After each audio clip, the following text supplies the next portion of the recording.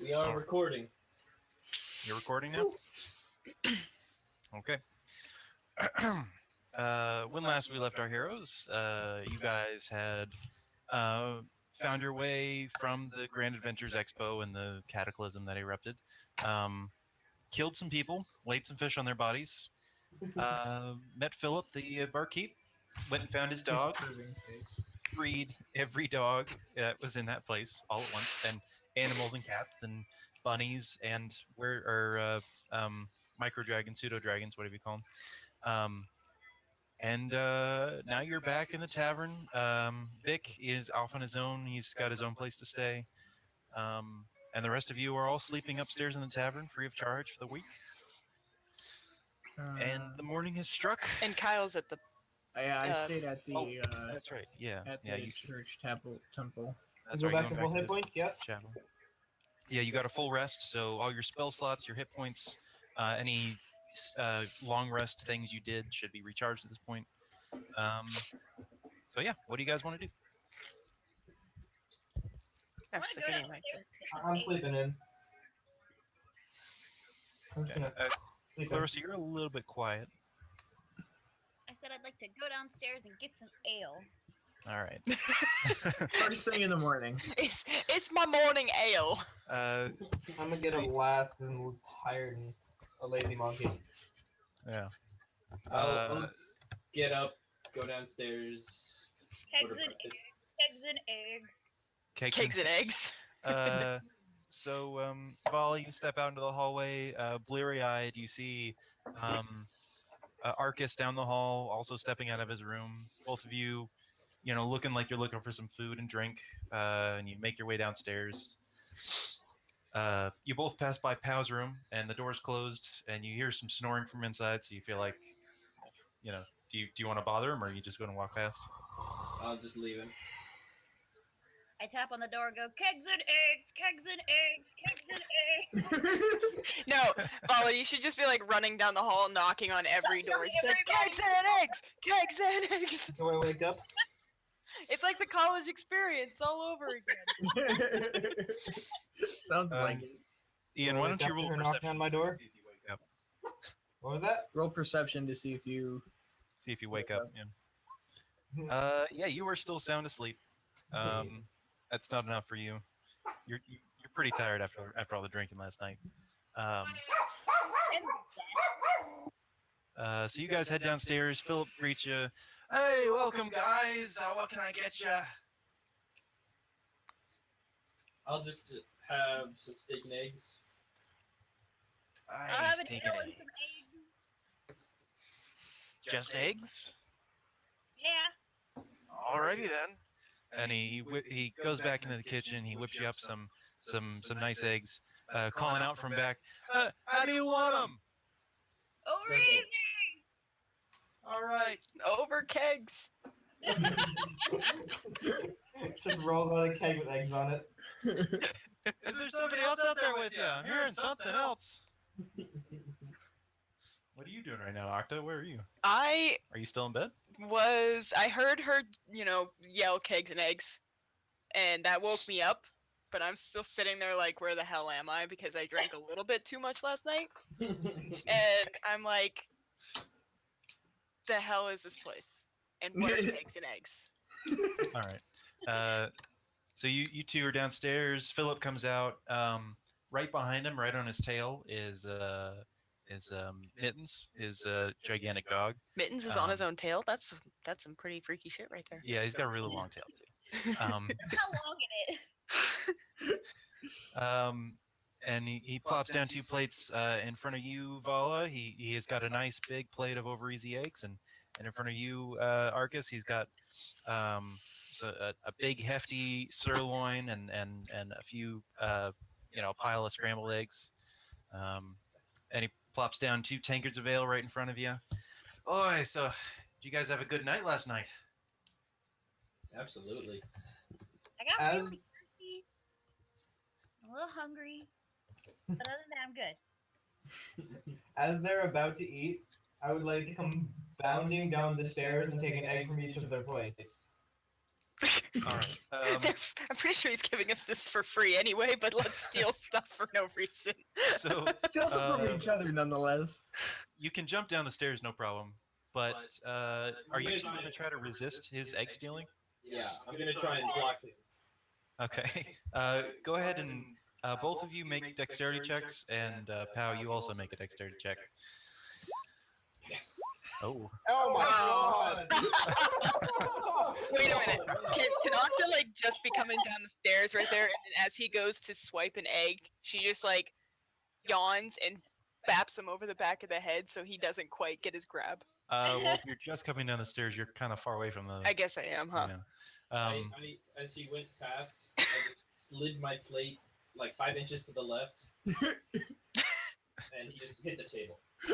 Despite the fact that you had a rough night and you're tired and bleary, whatever, your reflexes are still pretty sharp, and you just makes that subtle move.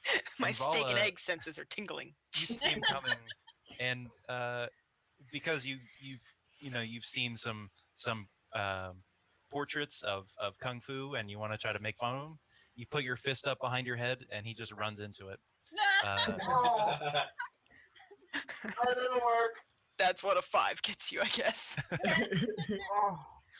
Morning, guys. Oh, hey there, monkey man. What can I get for you? Hey, only I can call me Monkey Man. Yes, Meg Just for work. to call him the height. Scrambled. Scrambled. Yeah. I'm just gonna take a Scrambled. seat, like, somewhere near them. He said eggs. Oh, you want scrambled eggs, you say? Yeah. You want yourself a tankard as well, or you more of an orange juice kind of guy? It's... No, I'll go for some ale. What was that? Ale. Okay. So he goes in the back. He Are whips you up having some trouble eggs. hearing?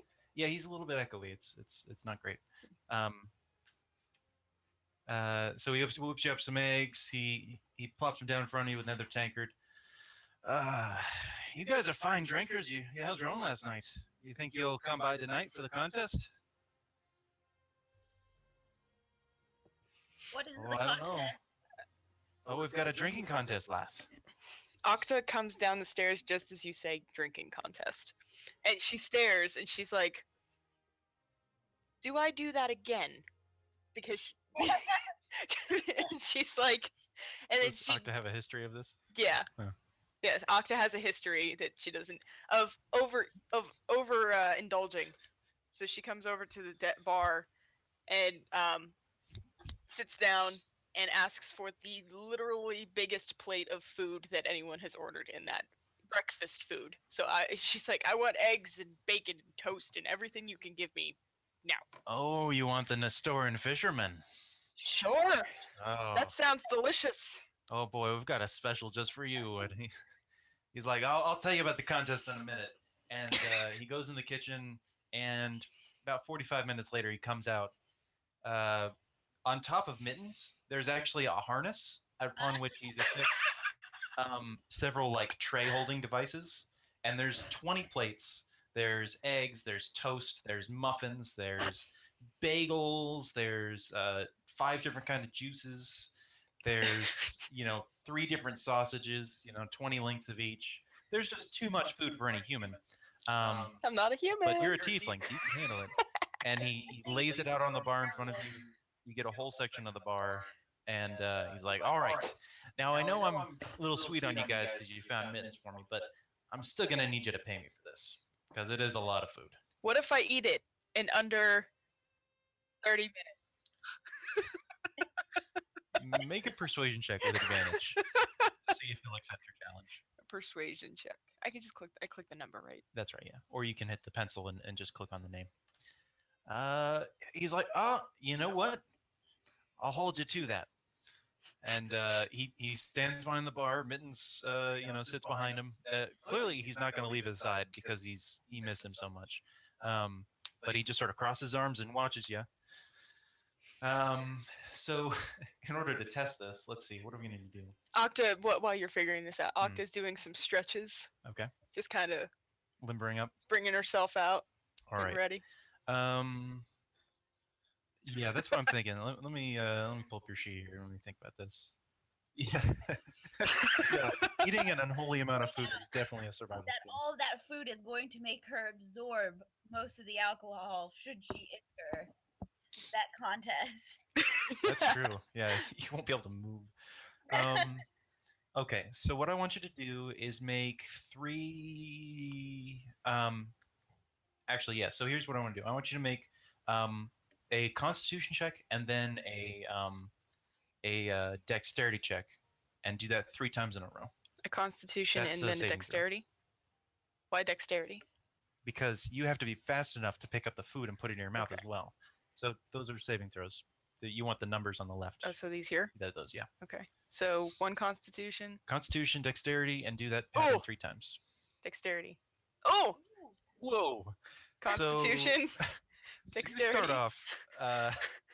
Should I do all 3 now? Do all 3. Go Okay. ahead. Do all 3. Yeah.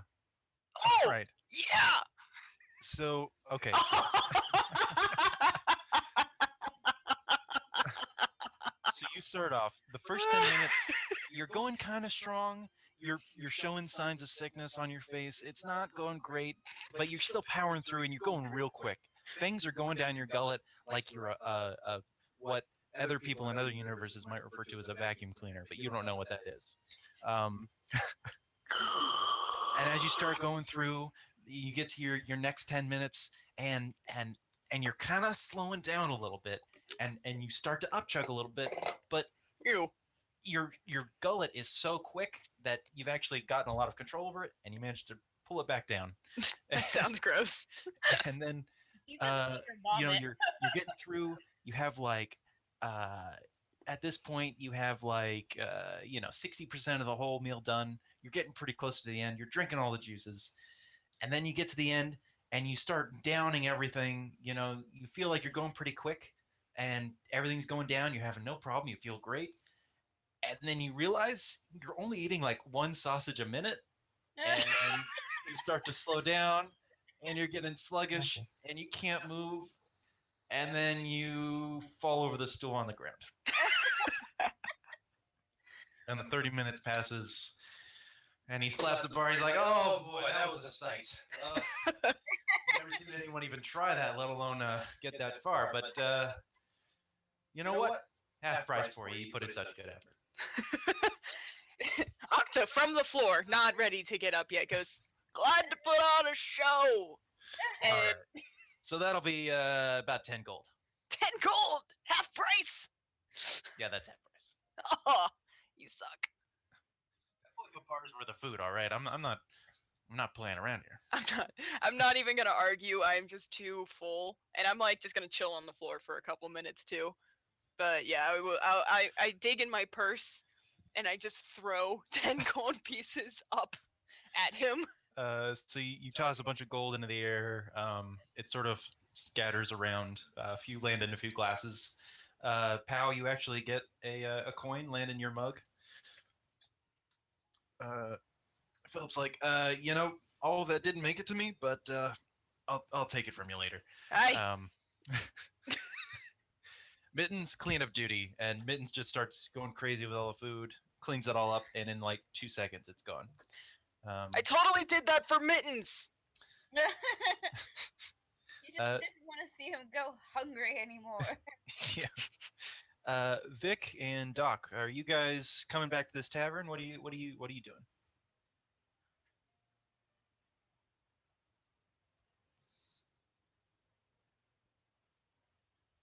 Okay.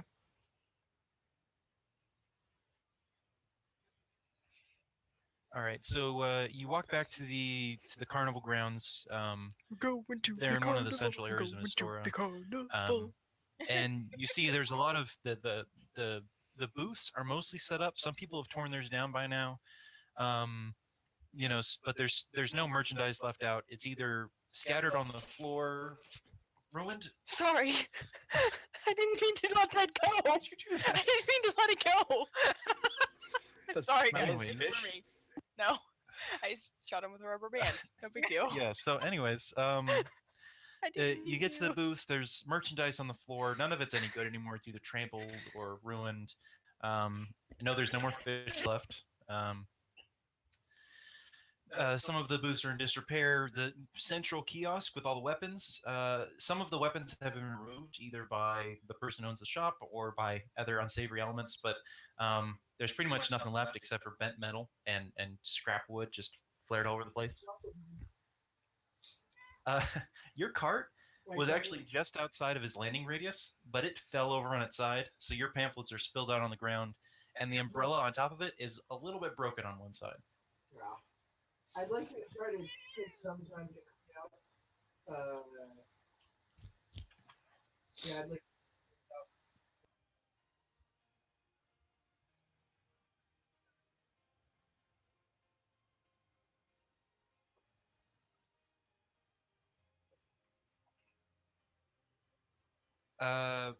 As far as you know, they just sort of appeared. There's no crater there. There's merely just a large ring of smashed carts and crates that was once in the center of this area.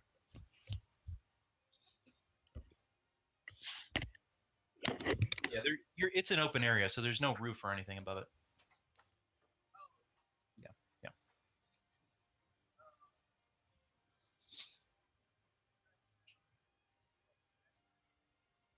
yeah. No, the guard is rather occupied right now. You get the impression that they're busy with some other hubbub that was created last night. Um, so there's like one or two guards around, but they're really just sort of like keeping an eye on the area, but they're not really, they don't care what happens there. They're just there because they have to be there. So you spend some time fixing up the cart. There's really not too much damage to it, so you just sort of, you put a little binding around the one part of the umbrella. You sort of try to, yeah. Yeah. So you put everything back together and you drive it back to the abbey. Do you want to talk to anyone there, or are you just going to start?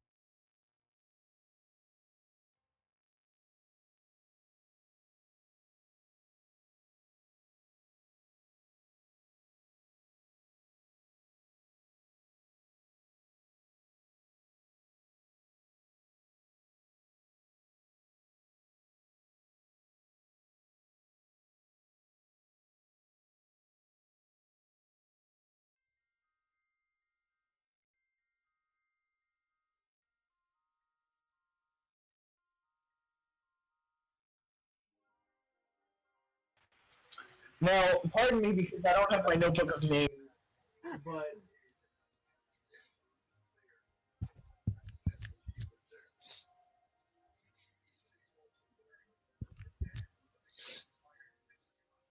Oh yeah, so could I. Yeah. I thought I wrote it down somewhere too. Oh, one was Ted, and Bill? Stallion. Skevin. Ted and Skevin. Yeah, that's right. So you go into the abbey the abbey quarters, and you look around. There's a few acolytes in their beds still, clearly not getting up in time for their morning duties. There are a few clerics walking around, and you do see in the corner what appear to be Ted and Skevin perched over a crate, and they're playing some sort of card game.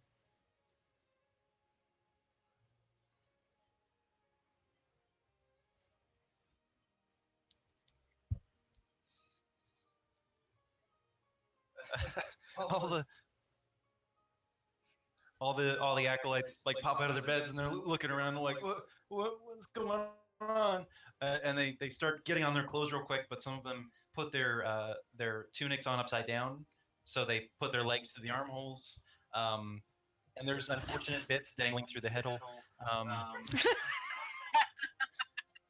and some of them like That forget is not the salutation our god wants. some of them forget clothes entirely and pick up their blankets and wrap them around themselves and run out the door because they're just so flustered by what you did. And then Ted and Skevin look up from their game and give you like a very evil sort of glare and just like go back down and go back to their game.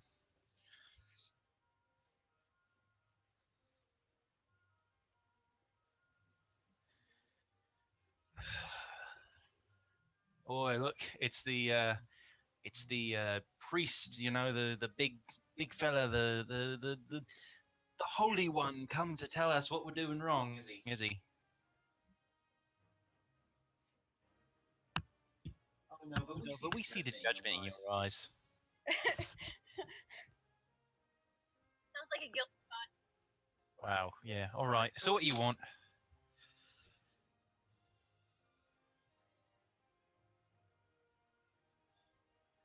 Oh yeah, I reckon some big nasty just dropped right into the GAE. Nobody really cares about it though. There's a ton of animals running around. Do you see any squirrels? I saw a lot of squirrels this morning. Yeah. Yeah. Yeah, I hear some crazy nut in shiny armor. Let them all go.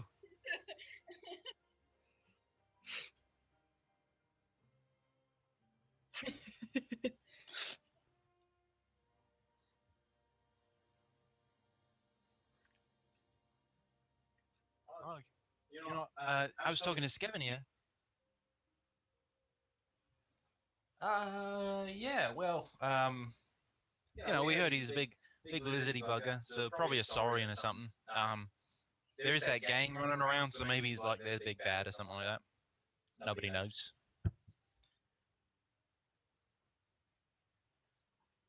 I'm sure there's somebody in the guard, but like we don't care.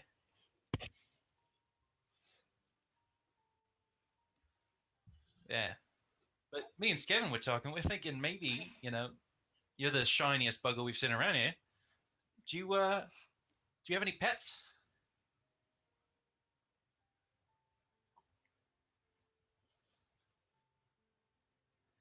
No pets at all, you say?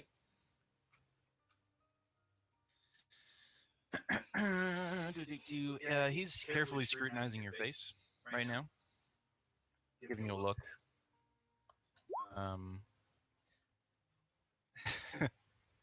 Uh,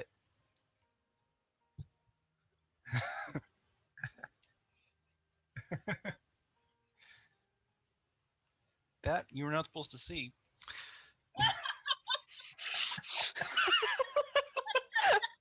Okay, listen.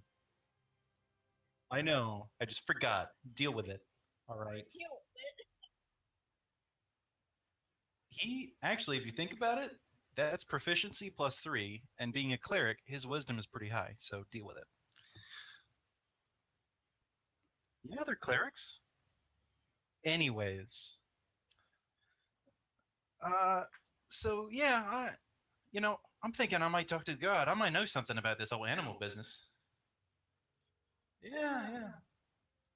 I mean, they are looking for a shiny-looking bugger, and you're obviously pretty shiny. And you seem like the type who cares about animals and the like, so... Whoa, is this guy a shinist? He's very shinist. So I'm thinking maybe I'll walk down to the guard later today, maybe grab myself a crumpet and have a chat with him, yeah?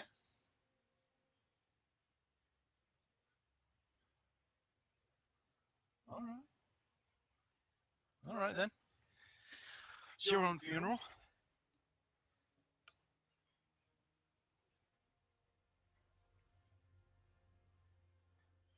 And as you walk out, you hear Skevin just sort of snickering, just like...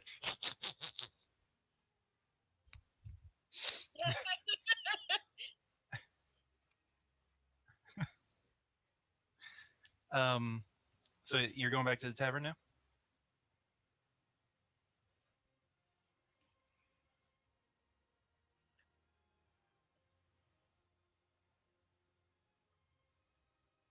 No, it's kind of the opposite way. Do you want to go back that way? Okay, we'll get to that in a minute. Vic, what are you up to? Well, minor procedural question. Okay.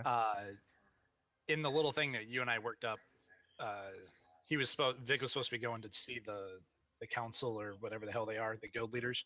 Yes. Did I actually do that? And that all happened before this? Or yes. was I supposed to do that yesterday?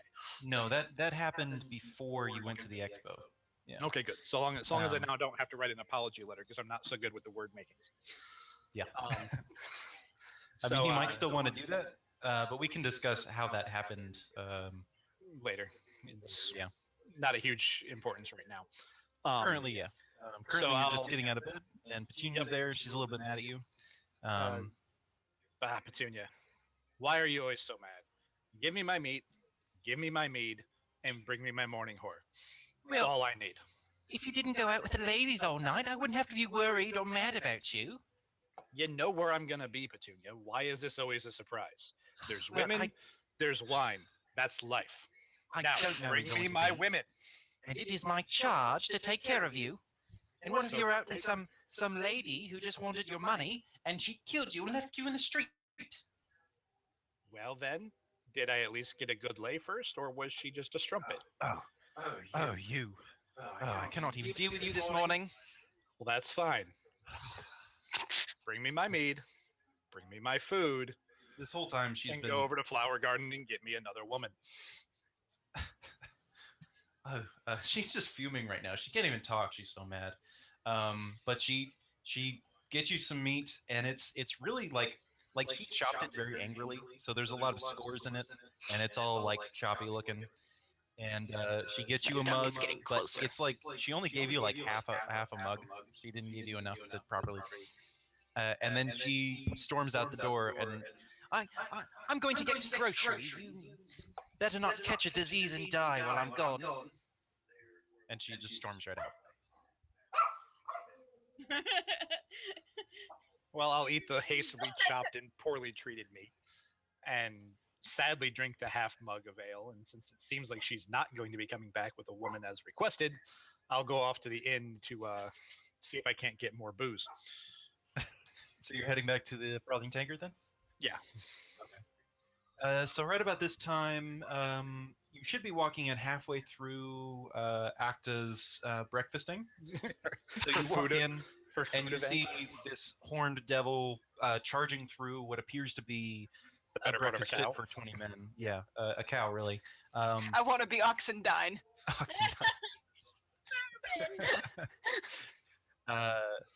And Philip, sees you and waves at you, but he's clearly focused on the breakfast right now. You see the other people you fought with yesterday. They're alongside the bar, just sort of drinking and eating and watching this spectacle.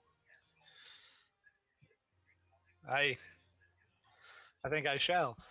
After she wraps up with her whirlwind of food destruction, And I'm on the floor. I'll go over to Philip behind the bar, order a proper flagon of mead, and I'm going to go ahead and pay for Octa's food out of the funds that he gave us last night. Oh, you're gonna Sure. pay for my stuff. All right. I'm gonna Philip's try like, to do "Oh, it. To where, I'm gonna try to do it to where you can't see it. So I don't know I'm if that, on like- the floor. I'm on the floor. Food. That's I'll kind of you, attempt- sir. I'll attempt a sleight of hand to see if I can't pay without everyone else seeing me pay. Yeah, go for it. It's not bad. Everyone else is busy eating and drinking and watching Octa flail about on the ground. So you slip Philip some money, and he's like, "Thank you, master. I don't think I would have gotten enough from her, anyways." And don't mention it. Go ahead, take your gold, and keep me in mead. It was a long night. Aye, sir. Aye. So he, every time you finish your drink, he plops down another mug. He's paying attention to you because he knows you appreciate the drink, which he himself is an appreciator. So you guys are all gathered at the pub. Let's go back to Doc real quick and see what he's up to. He's going back to the scene of the crime, which they always do.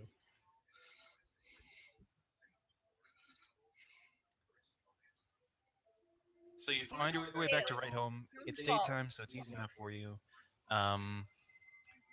You walk up to the door, and you do see on the side where the garage door was open, there's some what appears to be like a rope tied across it, some sort of primitive police tape.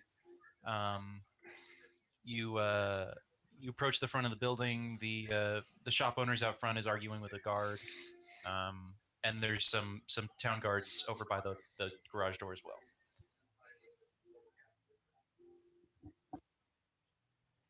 Okay. All right. Yeah. So if you get a little closer, you start to hear the shopkeeper talking about, yes, there was somebody rifled through my documents, and all the animals are gone, and the animals are gone. I had so many animals. Did you get them rightfully, sir? I mean, I don't see why anyone would try to release animals if there wasn't any issue with them. Yes, I got them rightfully. Sure, yeah, of course, yeah. Okay, go for it. Yes, that is a face. I can confirm that is face. He stares into his soul. Wow. Okay. So you get a look at this guy, and you can see on his face there's some plain emotions that everyone can see. There's the worry and the fear that someone broke into his place, you know. But just below that, you see this sort of desperation and almost a hint of deception.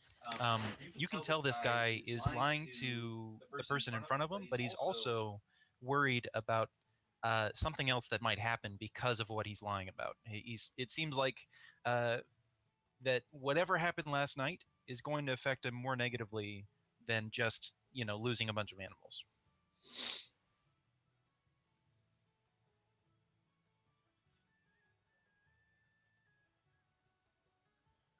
Just as you turn around, one of the guards says, excuse me, sir.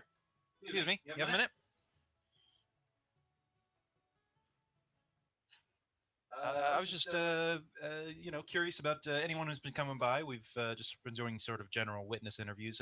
Did you happen to see what happened here last night?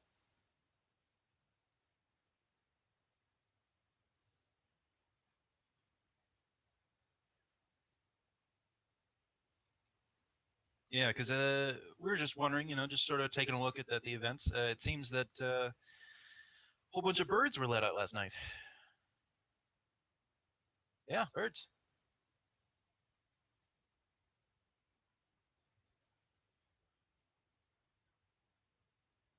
Oh, really? Who'd you hear that from?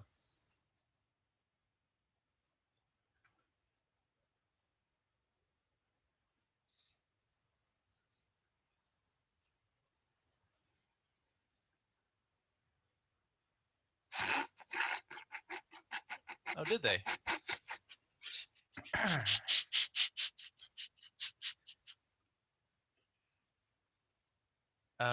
Make a deception check. Uh-oh. He's oh so worried about those squirrels. Say that's what Ted and Skevin said though. Was That is that a what whole Ted bunch and of Skevin animals were said. They're released? not. Like He's not Yes, lying. rabbits and but lizards and you're still hiding the fact. Yeah.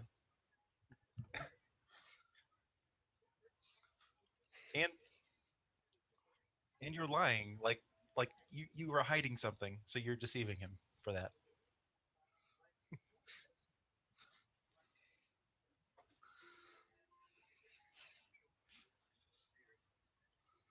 The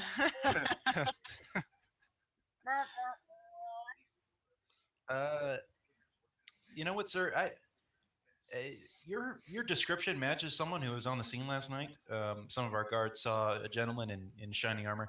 So I think I'm going to have to take you back down to the guard post and ask you a few questions if you don't mind.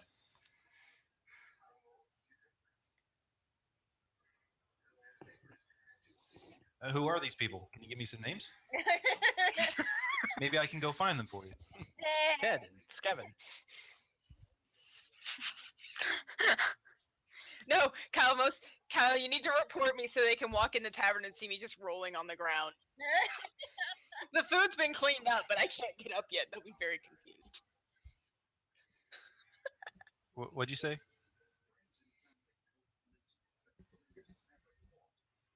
How are we supposed to help you if we don't know where he is? Okay, so he starts walking you back towards the guard post. It's pretty close by. It's you know, a couple blocks away, but we're gonna go back to the tavern. You guys are watching Octa, you know, flail about on the ground, finish her breakfast, whatever. You guys, I'm sure, have all eaten and drunk by now. Vic is staying in his mead, but he's big enough he can keep going for a little while. It doesn't matter. So what do you guys want to do?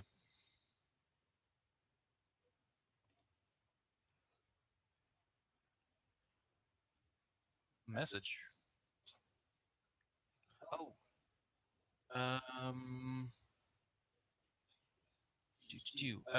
Yes. So, you have a general idea that that is the case. Because of the circumstances of what you saw in your dream, it seems to be like this might be the place you want to be.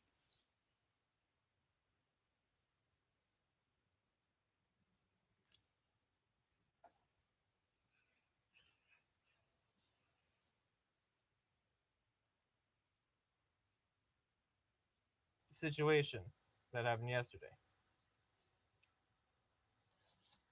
Anyone? Octa, Arcus, Vic, Vala, anybody? I'm gonna keep eating, and drinking. I don't blame you. Curious about why somebody would kidnap a dog, especially the size of a house. So she's gonna put on one of her disguises because she Okay. has a backpack full of them and go check out the pet store. Are you the happy mask salesman? What kind of disguise are you wearing? What's your disguise look like? It is a long cloak, not with a hood, but it covers her clothes, and then it's a mask with like a fake nose and a mustache. Why? Okay. So you're going back to the pet store then? Is that what you said? Yes. I'll Okay. go with her. I'm gonna ask her first if she has a cloak or something I can wear. I'm just gonna go with him.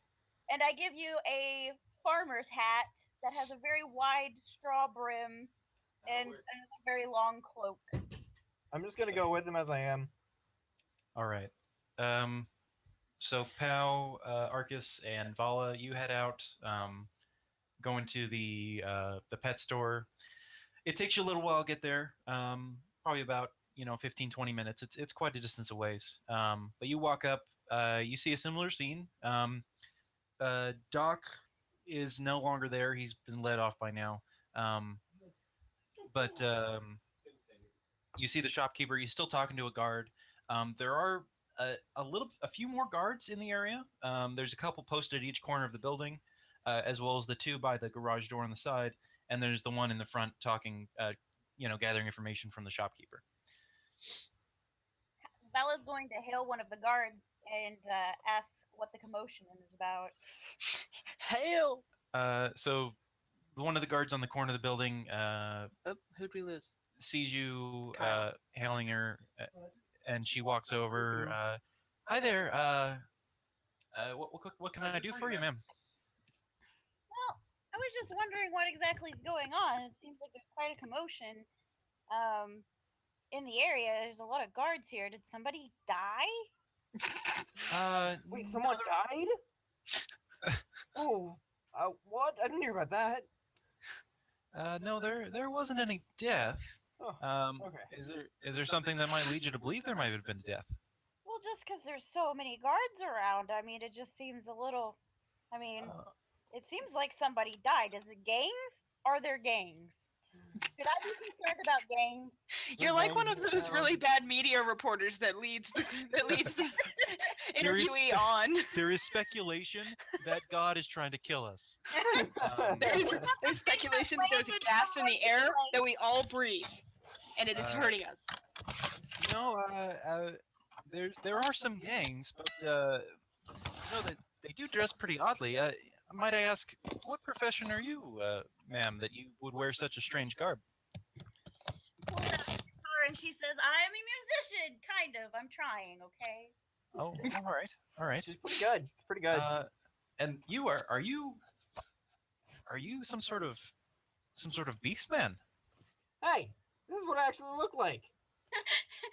No, I mean, are you literally like a beastman or something? Yes.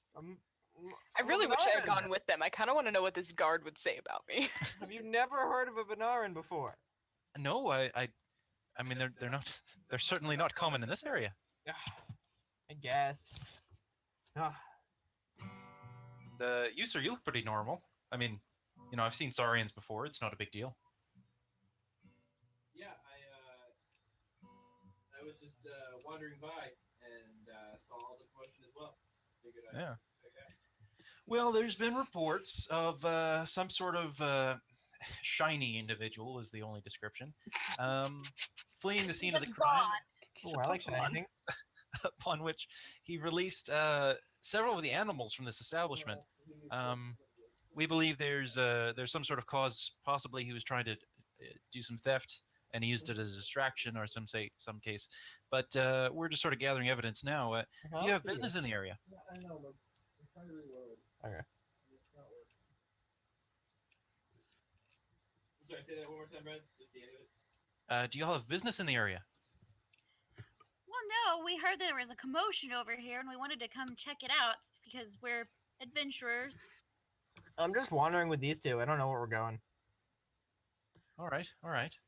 Can we help you investigate?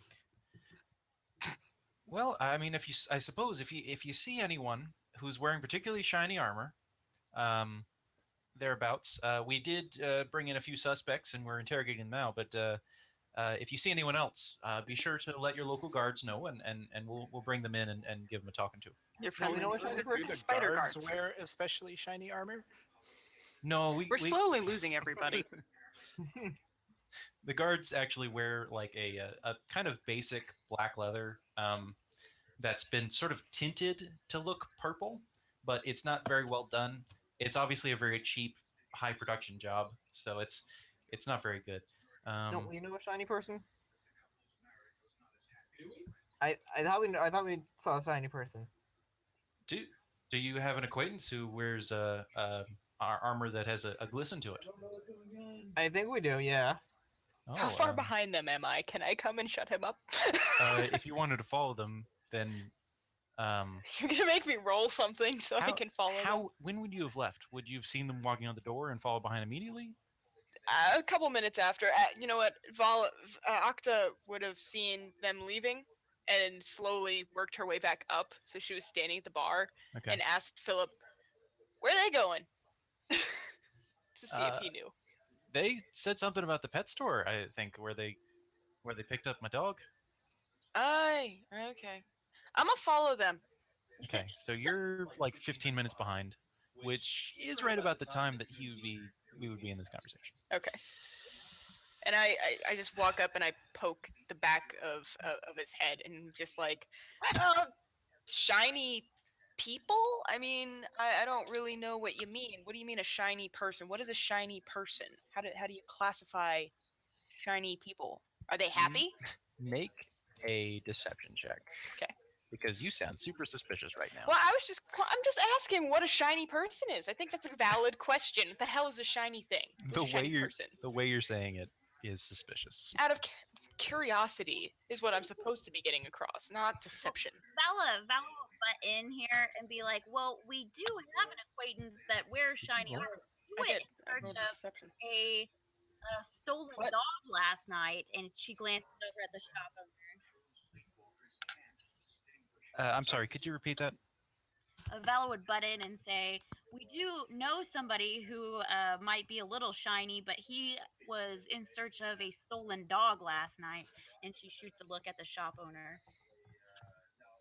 Oh, that's a little bit of new information.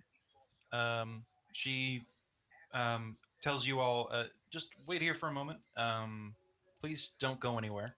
And she walks back over to the guard talking to the shopkeeper, pulls him aside, whispers in his ear for a minute, and Can then we open it? I don't know. yeah, pulls him aside. They talk for a minute, and then the one guard talking to the shopkeeper, sort of starts ushering the shopkeeper away from the shop, apparently in the direction of the guard post. She comes back over to you. Yeah, if you don't mind, would you all mind coming with me? We'd like to ask you some more questions in a more private, secure environment. Doesn't mind me. I'm good. Yeah, sure, but could you go and tell the person that we're staying with as guests that we're coming down to answer some questions about this particular situation? Where are you staying? The Frosty tavern place. Frothy. The frothing tankard. Tankard. The Frothing Tankard. I know that place. I've been there once or twice. Yeah, All right. Philip's a great guy. We'll send one of our men over there to let him know. Do you have any other friends or acquaintances we might need to invite along for more information? Nope, that would be it. All right. Wait, Um, it is? Sir? Subtly elbow Pal. What? Say yes. That's all. Okay. I guess I counted wrong. So she starts to look at Pal with more of a stern, suspicious look, and she starts to usher you just this way, folks, and she leads you onto the guard post. I'm not doing nothing. And then let's see, where are you right now? So you get there in about 10 minutes. You walk in, you see Doc is sitting in a chair in sort of a waiting area, but it's clearly a holding area because you had to go behind a locked door to get to it. There's a few other chairs in the area available to you. But Doc's there. He looks a little bit tired, maybe a little bit worried, but he's there. Trying to keep a positive face. Trying to keep a positive face, but Octa's gonna go over to him. Is he like in a cage or is it glass? it's not a cage. You're in a holding area that has a locked door. It's not like it's a cage or a We're in cell. it too? Yes. Oh, okay. They put us in the holding cell? It's not a holding cell. It's a holding area. It's like a waiting room with a locked door. Okay. There's chairs everywhere. It's fine. I thought they were arresting them for whatever reason.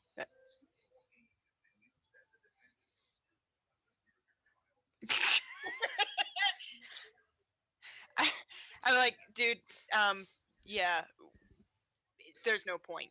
We already spilled the beans. Well, Not kind of. in- We said that you were Not looking for a stolen entirely. dog. We haven't entirely spilled the beans. Vala has led them down the truer trail to what was going on. The truthiest truth. The truthiest truth.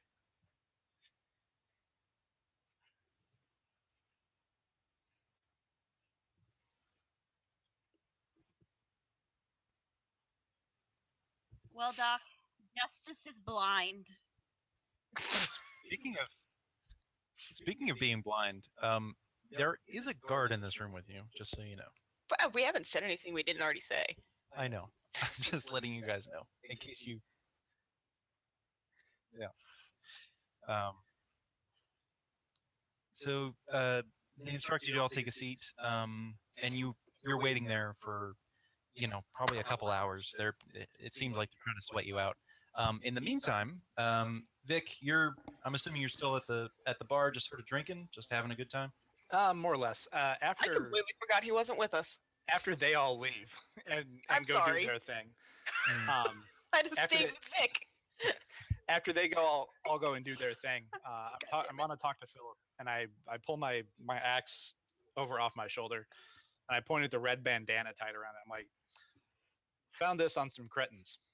You know anything about this? Anyone wearing this? What the deal is? It's so there's this trend on the rise in the area. There's these layabouts, kids, really youngins, who are joining this gang, they call it, but it's nothing more than a group of kids just making trouble. They call themselves the Crimson Claw, and they've done some minor theft and the like, but they're really not making that much trouble, so nobody really worries about them too much. They're just a nuisance, really. What did you happen to do to these cretins? Stole their bandana. No worries. Well, I found the bandana on a cretin that was on the ground, and I decided I needed to wipe my hands off because they got dirty. And hey, can I have another mead? And apply to another coin. Before he gives you a refill, he gives you a look up and down. Did you do violence against these kids? I defended myself. and those with me. All right, I can accept that. They have been threatening folks lately. I can appreciate why you might need to defend yourself, but And my concern was they seemed awfully similar to that thing that showed up in the marketplace yesterday.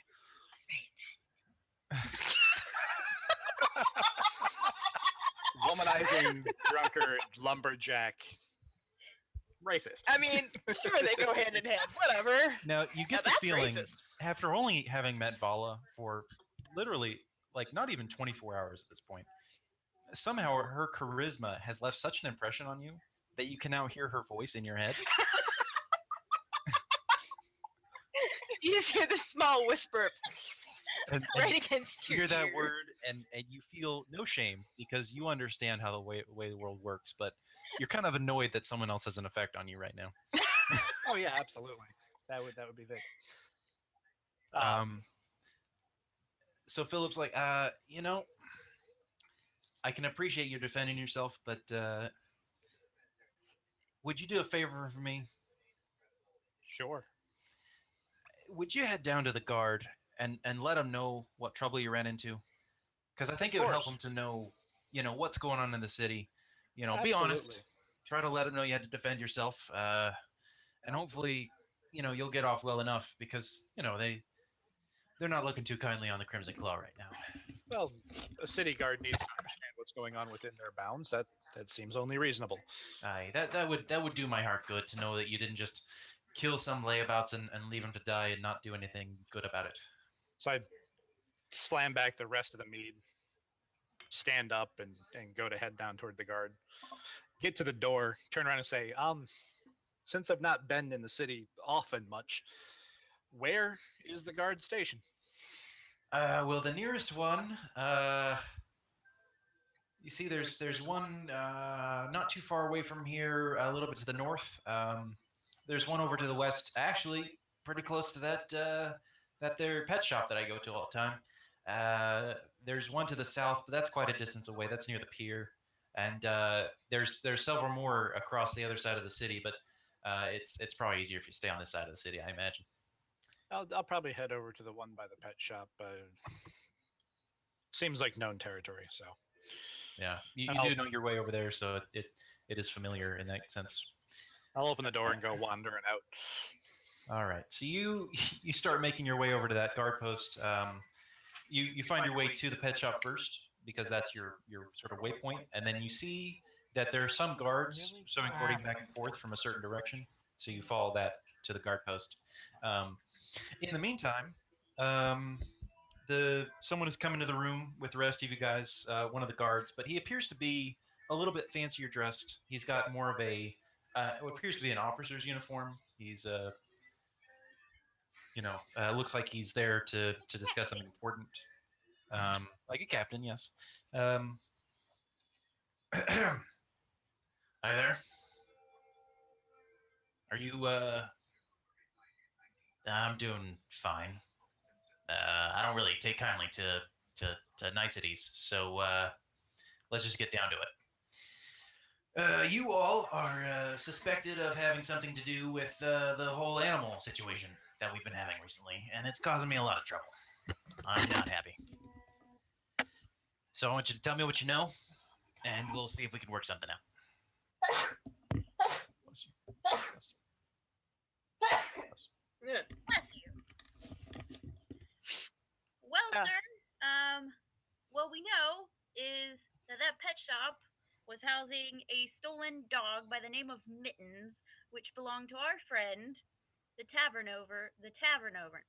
Blah, blah, blah.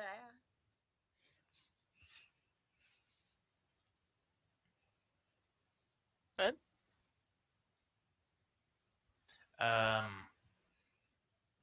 All right. So what tavern is this? The Frosty Painter. I'll send a man down to talk to him. Didn't So- the woman that brought us in already do that?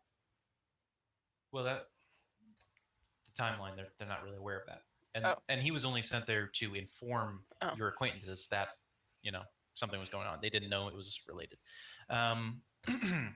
So, all right. So, why did you decide to just sort of go and get this dog back yourselves? Because we're dog lovers and we wanted to help Philip. He's a nice guy. Plus, who kidnaps a dog the size of a horse? Well, my first question was who has a dog the size of a horse? And then after meeting the guy, I'm like, okay, I want to get this guy's horse-sized dog back. I just kind of went. As they And ran. plus, isn't the bigger question here why the pet shop is stealing animals? That is the bigger question.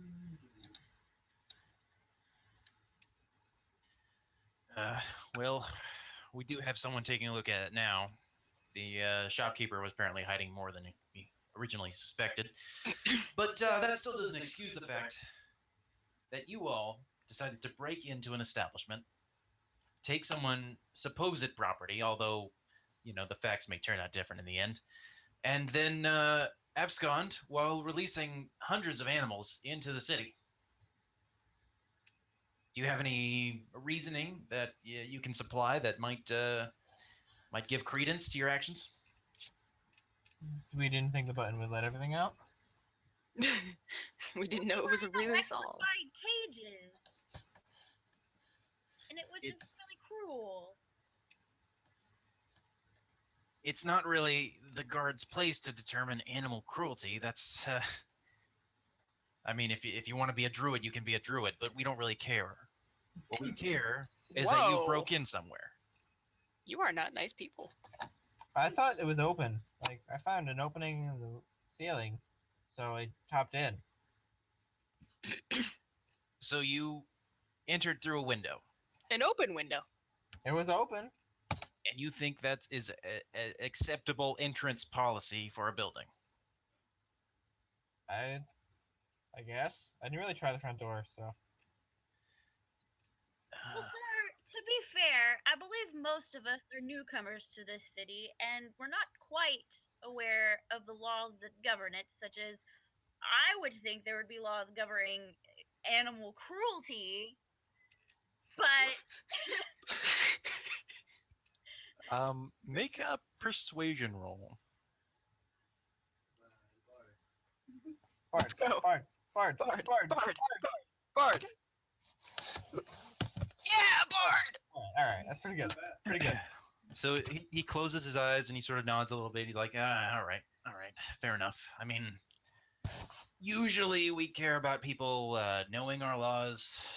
You know, that's kind of a thing. But I suppose we can't expect everyone to know them.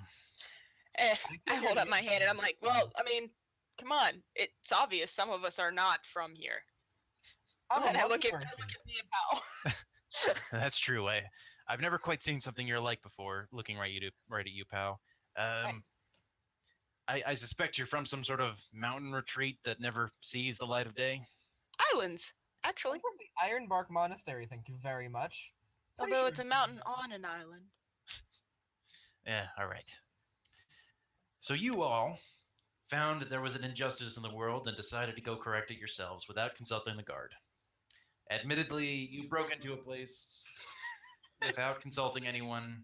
You didn't even bother to call the guard to help you. You just did it, which Well, we're not happy about. I But do have a question though, sir. yeah, Had we come to you with a grievance of a missing pet in a place where you admit you have very little laws governing animals, would you really have cared?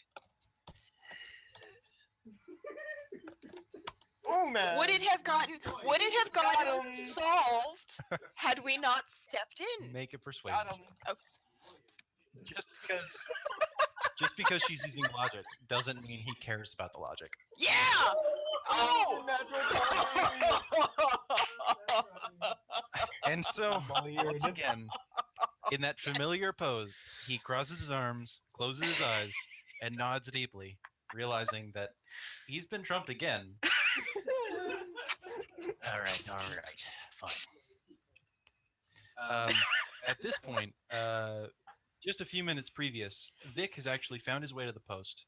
Do you still have that scarf tied around your axe? Did you tie it around your axe again?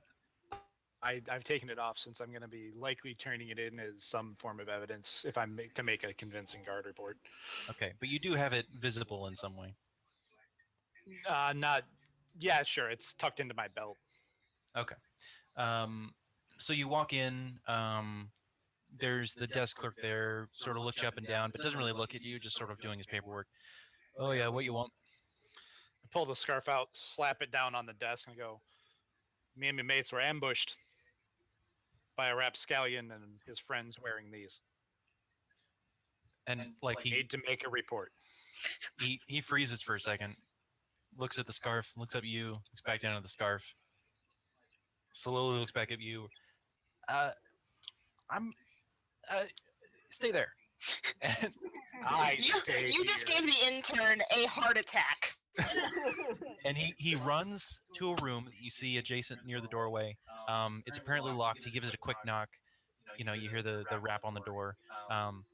It opens a few seconds later. You guys on the inside see the guard captain. You hear the knock. You see the guard captain go over, open the door real quick, peek his head out. Let's see. They're pretty close to you, so you hear what they say. Hey, there's a guy. He killed some of the claw. He did what? They're just kids, but oh man. All right. Yeah, bring him in here and sit him down. We don't really have any more holding cells left, so he's gonna So have to. this is a holding cell.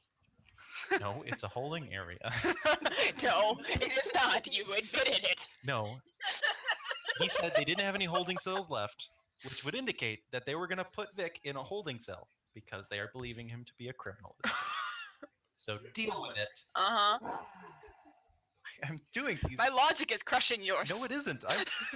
Anyways. Arguing with the GM, always a good idea. Yeah, take Well- 10d10 damage. Yeah, go up a level. This is not Munchkin. All right. So he rushes back out. Hey, would you please come with me? Yeah. Come with you. Yeah. I'm here to make a police report that I was attacked. Do you know who I am? I am the son of Basilisk, First Lord of Forced Watch, and you dare question my honor and come with you? I would see, Captain. He's like at this point he is almost on the ground. Like his legs are so bowed and bent. Like you know those cartoons where one character gets humongously large and the other one shrinks. It's that sort of situation. Like you're just looming over him, and he is as shrunken as he can, and he's like wringing his hands. He's like, yeah, and he runs the door, knocks on it real hard because the captain's closed it in the meantime. Captain, what do you want? The captain looks at the door. You sort of eyes you up and down. He can tell you're wearing slightly fancier garb, and seeing his desk clerk freaking out, he decides to come out and talk to you in person. Turns back to the rest of you in the room. Just wait here for a minute. I gotta go deal with something. Kind of look at the door and see. Octa leans over to whoever is sitting next to her and goes, "How much you want to bet that's Vic?" Kind of lean out the door and look, see. Make a dexterity check because he's walking out and closing the door behind him. So you try Oh, to. I did it after he closed the No, door. Pow. He's trying to peek Okay. out the door. Dexterity? Yeah, dexterity to see if you're quick enough to see out the door before he closes it. Yeah. So he's walking out the door. He's kind of taking a brisk pace because he sees there's trouble going on, and you try to poke your head out real quick and see what's going on, but the door shuts right before you can. Dang it. So he walks out. Yes, I'm Captain Varkas. What can I do for you? Varkas.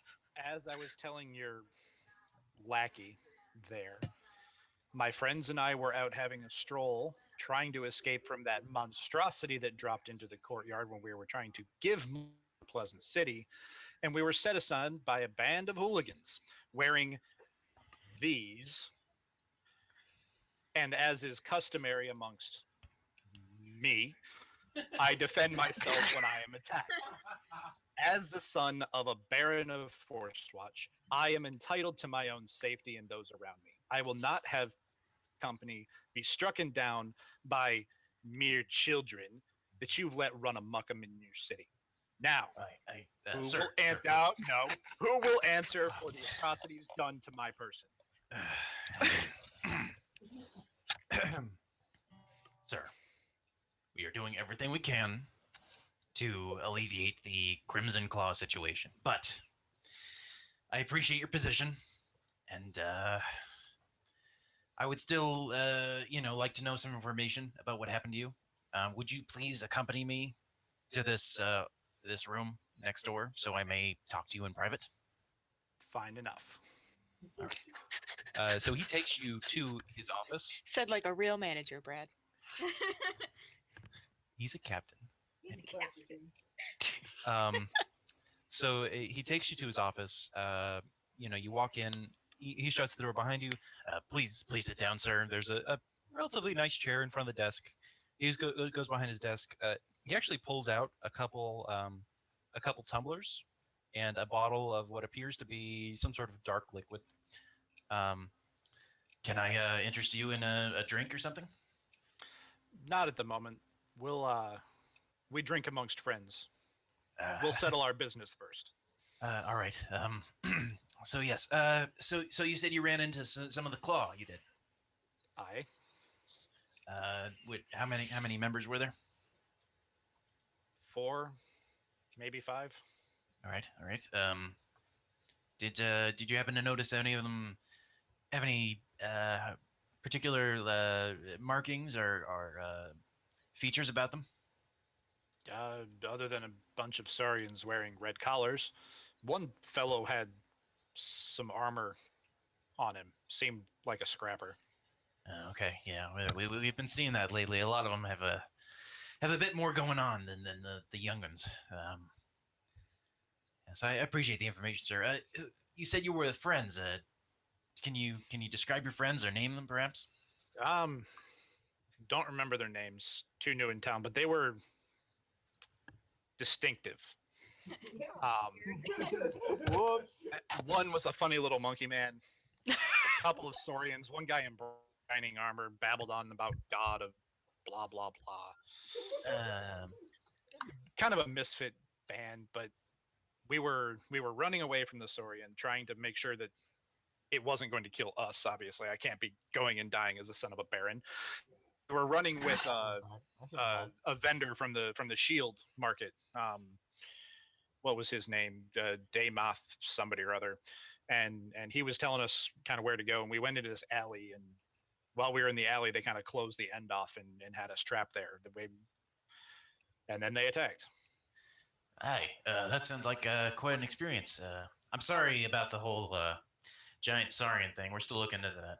He sort of vanished right after the fact. Tourism, I suppose. Yeah, we have a lot of eyewitnesses, but none of them can tell a straight story, and it all sounds like hullabaloo. But I respect your opinion, Baronson. I believe that you're telling the truth about what happened to you. So we'll be sure to look into it more deeply now. So you said a monkey man. Yeah, flighty fellow. You see, we just brought in a group that sounds very much like that. Really? Would you be willing to come back and see if you can recognize any of them? Sure. Can you This would be identify good us? for a laugh. So he gets up, leads you out of the room, walks you over to what appears to be a locked door, the same door that little mousy guy was knocking on before. Opens it up, and before all of you in the room, you see Vic along with the guard captain. Hi, Vic. And the guard captain is walking behind Vic. Appears to be a little bit subservient to him, maybe. Octa waves, gives a little tiny So- wave. You all decided to come report the attack by the Crimson Claw, you called them? That's right, You sir. decided That's to right. you decided to report the attack on our persons by the Crimson Claw fellows too? What? Not really. Then what the hell are you doing in the guard shack? The animals. We rescued Mittens. Oh, fucking. Yes. Fucking mittens. We brought them in on suspicion of breaking and entering and possible animal endangerment, which is a new law we're just going to make up now. That's not how law works. You realize I'm that tired of your logic. You realize that you have a vendor in town who's stealing other people's property for his own personal profit and keeping the animals in cages without their owner's permission or their information. You're aware of this. We did get a similar report from these individuals, but I wasn't inclined to believe them initially. But with your word, sir, I think I can believe them now. Why does no one Well, I believe the certainly monkey? appreciate that. Rich. Why does no one believe the monkey? Are there any other further questions you have for me and my associates? Well, actually, there is something I could use your help with. If you don't mind, let's step inside. I'd like to close the door. I don't want anyone else to overhear us. And he looks around and tries to guide you inside the room. I'll step in the room. My hands will kind of drop down to my hips where his hand axes are and just kind of sit. Okay. He closes the door behind all of you, makes sure it's locked, checks the other door, makes sure it's locked. So we're not really allowed to hire, adventurers, they call them. Mercenaries. Mercenaries. That's more accurate a term, I find. Do you have laws against that, but nothing against electric cages? Okay, listen here. We may not have open holding cells, but I can find one with a particularly friendly inmate for you. Oh, okay. No, I don't think he's serious. At least, sir, in my case, Forced Watch is a city under the protection of this capital. Yes, by yes, all, it is. Yes. Mm-hmm. By all rights, you could just call my shield to your side, and I would be inclined to assist. Well, unfortunately, the council kind of took that power away from us because we did too much stuff like this, which is why we're not allowed to do it anymore. Damn council. We used to rely too much on adventurers, and now it got us into a lot of trouble. But they kind of get the job done most of the time. So I want to ask for y'all help. You see, the Crimson Claw, it's not just a bunch of ruffians anymore. There's more of an operation going on. You don't say. Yeah, we have some suspicions as to what they're doing. We have some leads, but I don't want to send my men in. The big one. What was that? They're worshipping the big one. There may be some correlation there, but we have not found any evidence to that. Cult activity. Vala, not everything's a cult. You know what? You live your life the way you want to, Octa, and I'll think everything's a cult the way I want to. Octa's just imagining Vala back at her own island and just going, wow, she'd be freaked out.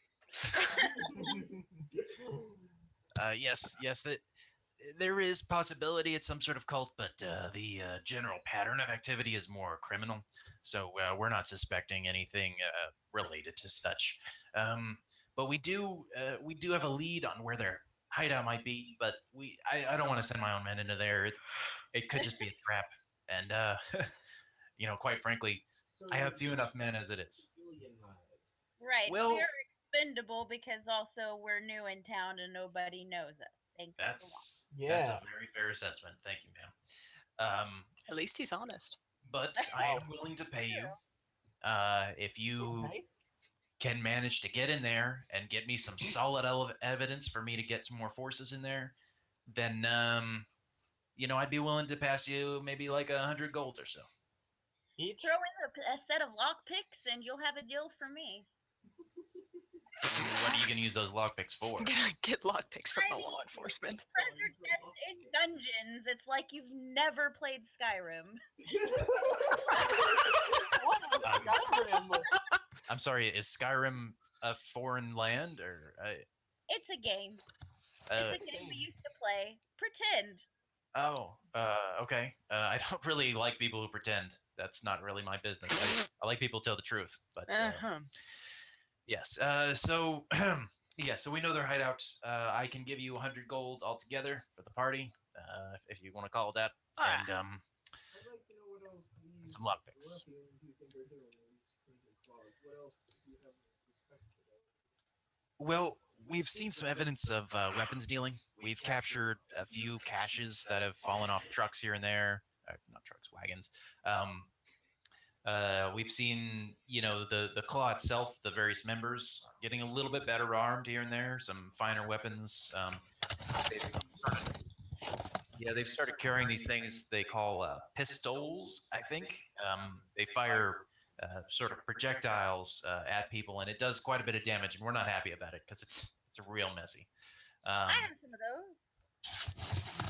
You, And the you do have some of those, but you're not Saurian, so I guess we'll talk about that later. I'm kind of in need right now. and the ones that set upon us did have those last night. Oh, they did. Oh, it's getting worse than I thought. If they're giving them to the lower levels, then it's going bad.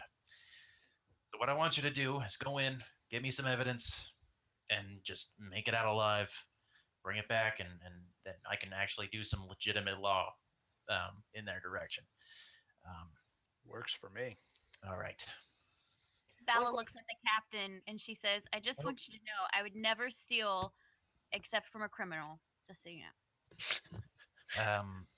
Make a persuasion check. Make a what? And Persuasion. Peter, what were you saying? I was gonna say, right as she's finishing saying that, I'm just gonna put my hands on her shoulders. I'm guessing we're leaving the room now. I'm just gonna put my hands on her shoulders and just start moving her out the door. It's that's enough. We're good. Are you guys gonna leave without hearing where it's supposed to be? no. That's important. And All Vic's right, just gonna so- lean back in the corner. So it's we've traced it to this the area of town that's mainly inhabited by Saurians, which is pretty suspicious in its own, but normally it's not a troublemaking area. But there's a certain cafe called the Scalescape. Yeah, we all just got. I think we probably all just got that warning, but I'm still on. Yeah, I hear everybody. I hear everyone, but I can't see everyone. Yeah, I can hear everybody. We'll continue until something bad happens. So they're in this place called the Scalescape. We don't really know anything about the layout of the place. We just know that there supposedly is a secret entrance somewhere Bunny in the Pow. tavern, in the cafe, whatever you want to call it. So you sort of get the impression from the captain that he's going to be suspicious of you anytime he sees you. But currently he's going to leave you alone because he needs you more than he needs to arrest you. Before we leave it, hold on. Have you ever heard of a never-ending, wine jar? Are you sure you're not drinking right now? I'm not right now, but that's the problem. I've not heard anything of myself. I would guess maybe you go to a tavern and ask, but that sounds like myth to me. Okie dokie. Bye-bye. All right. Captain, we apologize sincerely for all the trouble and the stress we may have caused you, but we hope to make up for it by doing your thing. We're gonna send a man down to that frothing tankard of yours and bring in the owner for a little questioning just to figure out what happened to him. And so I appreciate the lead. Thank you, sir. He sort of bows to you, Vic, recognizing your office. He really doesn't want to piss you off. And he lets you out the door, and you walk out of the guard post with no issue. The clerk is sitting behind the desk. His head is deliberately pointed at his work, trying to not look at you at all. And Hi, Mr. Clerkman. As they head out the door, I'm gonna stop by the little clerk, and I'm gonna clap him on the back, right on the neck, and you just tell him, "Keep the good work, lad. Keep it up," and then walk out. He sees out of the corner eye of the swing coming, and his body tenses up. And even though he's ready for it, he feels your hand make contact, and he just flinches, like almost bending in half. He flinches so much, and he's like, "Thank you, sir. Thank you."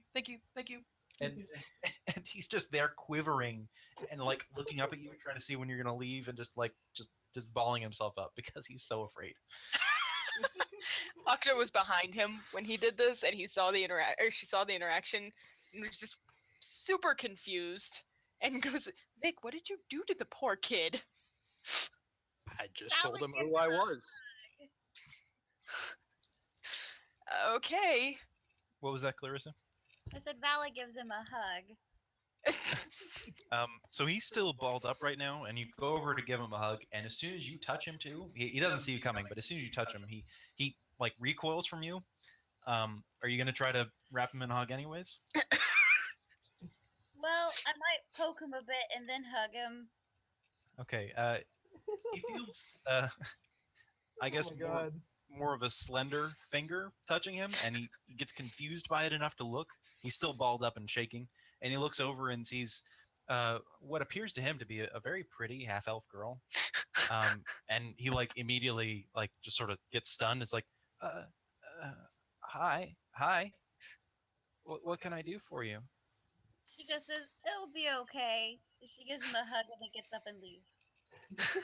And he sort of he nods and he tries to hug you back, but he's still sort of balled up a little bit. He's too tense to let his arms go. But he just watches you leave, and his eyes, you can tell there's maybe a little bit of infatuation there. He just got a crush on you. Vala's got a boyfriend. Vala's got a boyfriend.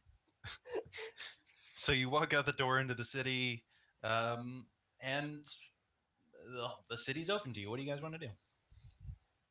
About what time of day is it? 7 days? So yeah, so let's see. It's probably about 1 or 2 in the afternoon. The sun is just past its zenith. It's pretty warm right now. It's summertime. It's not too hot for you because there's some cloud cover, but it's warm enough. Well, I guess we're going out to the. What was it again? The Scaly, scale something or other. Scale scene. the scaly midriff. Sounds like a horrible disease that you need cream. That sounds like a really bad hostel. These two have scaly midriffs. Those two have scaly midriffs. First No, off, wait, I'd like to say, wait. Nick, yes, Aye. thank you for getting us out of there. I didn't know you had such command. Good job, Well, dude. It's who I am. Now, let's go take care of some claw. And he's going to take a flat, Sounds good to me. a wine skin from his belt and start drinking. Can I get some? Hey, Clarissa. We hear you again. Hey, so could we maybe figure out the secret entrance by putting the bandana on one of our dragonborns and making them pretend that they are part of this gang? I vote not the paladin. Yeah, no, same. I would like to disguise myself somehow so people don't keep coming up to me and saying, hey, you look pretty shiny. Vala You are gives him pretty a cloak. shiny. A little sorry, and you could be the person they're talking about. You are pretty shiny. Yes, Holy I am echo. pretty shiny. Vala gives him a Okay. cloak so he can cover up his shiny. Doesn't he have one? Thank you, but no, I must represent the Hot Wings Pride. Okay, it's not just on your shield or anything. Yeah, really. You either hide it or you I can't don't. make up my mind, okay? Go roll in some. Go roll in some dirt, and you He just won't be needs- as shiny. Blacked out Bahamut armor. That's what he needs. That's Bahamut it. Just stealth go armor. get some Bahamut stealth armor, and you'll go. Yo, So are you actually going to roll in dirt, or no. None of their suggestions, seriously. okay? So you guys going to try to find the scalescape right now? Is that what you're doing? Yeah. Yeah, The scale. scalescape. Like landscape, like but with a scale. escape. Like that's yeah. Land shark. Or like a hellscape.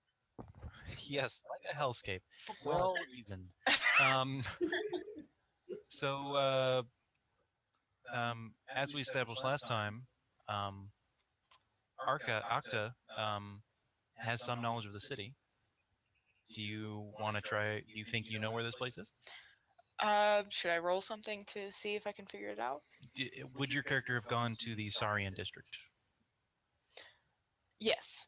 Okay, so go ahead and roll a intelligence check to see if you remember where the scalescape is or if you ever heard of it. Oh, Natural one. So Holy shit. Yeah. So you think about it. There is a Saurian city. You start thinking about Saurians and where the Saurian district is, and then you think about, scales are kind of pretty, and then you think, oh, it'd be kind of cool to have like scales on my armor, and then you think, it'd be really cool is if I could like kill the dragon and take his skin and make armor out of that, and then by the time you're finished with your train of thought, everyone's staring at you because you've spaced out and you're just The hell am I, Dory? you are right now because you rolled a 1. Very big breakfast. Do you remember anything? I've been there. Does anybody know where I can get any scale armor? No. Armor, how dare you? Yeah, she said Not that, your I just kinda, scales. Kind of like pull my cloak. I look at both of you and I'm like, oh, come on. What do you think I am? Not that much of a demon. Are you sure? Well, it's not that you're a demon. I think me asking for a scale gives me the heebie-jeebies. You've never seen the scale-like ceramic armor that they've been selling in other parts? I'm trying to avoid looking at it. It doesn't. I give up. But aside from that, unfortunately, the Saurian district was a bit of a haze for me. They have very good ales. Can I remember if I pass through? No, it's kind of it's on the edge, and it's not really near any main thoroughfare. Octa still knows generally where the district is. She just doesn't know where the cafe is. Center that has maps of the district. I could also Or we could also ask the master of the inn where I'm staying. I have Saurian friends. They might want to partake in Saurian things. Might as well use the upscale inn as a concierge. That's true. You could do that. Or Okay, so find some of the clan members and beat it out of them. Oh my god. I think we'll keep that as a plan B if they set upon us. Maybe a plan C. Double A. Plan X their eyes out. Oh, not the plan. No. Aw. So let's With pieces of fish. talk to this upscale place. The bantering horse. Bantering horse, yes. Bantering horse. That's a funny name. Just so you know, Kirsten, since we are in a medieval kind of setting right now, kind of took out the technology. I don't know if everyone cares about that. You can buy maps from most general stores, armors. Like people sort of have maps, but they never have a consistent supply. So if you want to go looking for maps for your own purposes or for this, then you're welcome to go shopping for that. But there's no central location where you can get maps. There's no. I meant like the city center. There's in no general. office of records. Okay. Nothing that you have access to at least. I was thinking more of a "You are here" sign, but that's cool. No, that's not a thing anymore. I forgot. Okay, you literally just made it a medieval town. That's why I'm reminding you. Okay, so are you all gonna go to this fancy hotel? Mhm. Alright. I like fancy things. So Vic, he's been there for several days, so he knows exactly where to go. There's no issues. You walk in. It's an opulent space. Vic doesn't really notice because he's used to this sort of opulence, but everyone else, you're all kind of on the poor side, and you see tapestries. You see. Octa's not that bad off. I literally have Not- 19 gold in my name. Not rich. No. You see fine carpets. You see paintings on the walls. Like who has paintings on their walls?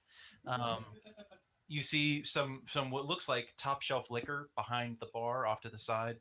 But at the front, you walk in. There's a front desk. Some grandma's There's sweat. a well-dressed man behind the counter.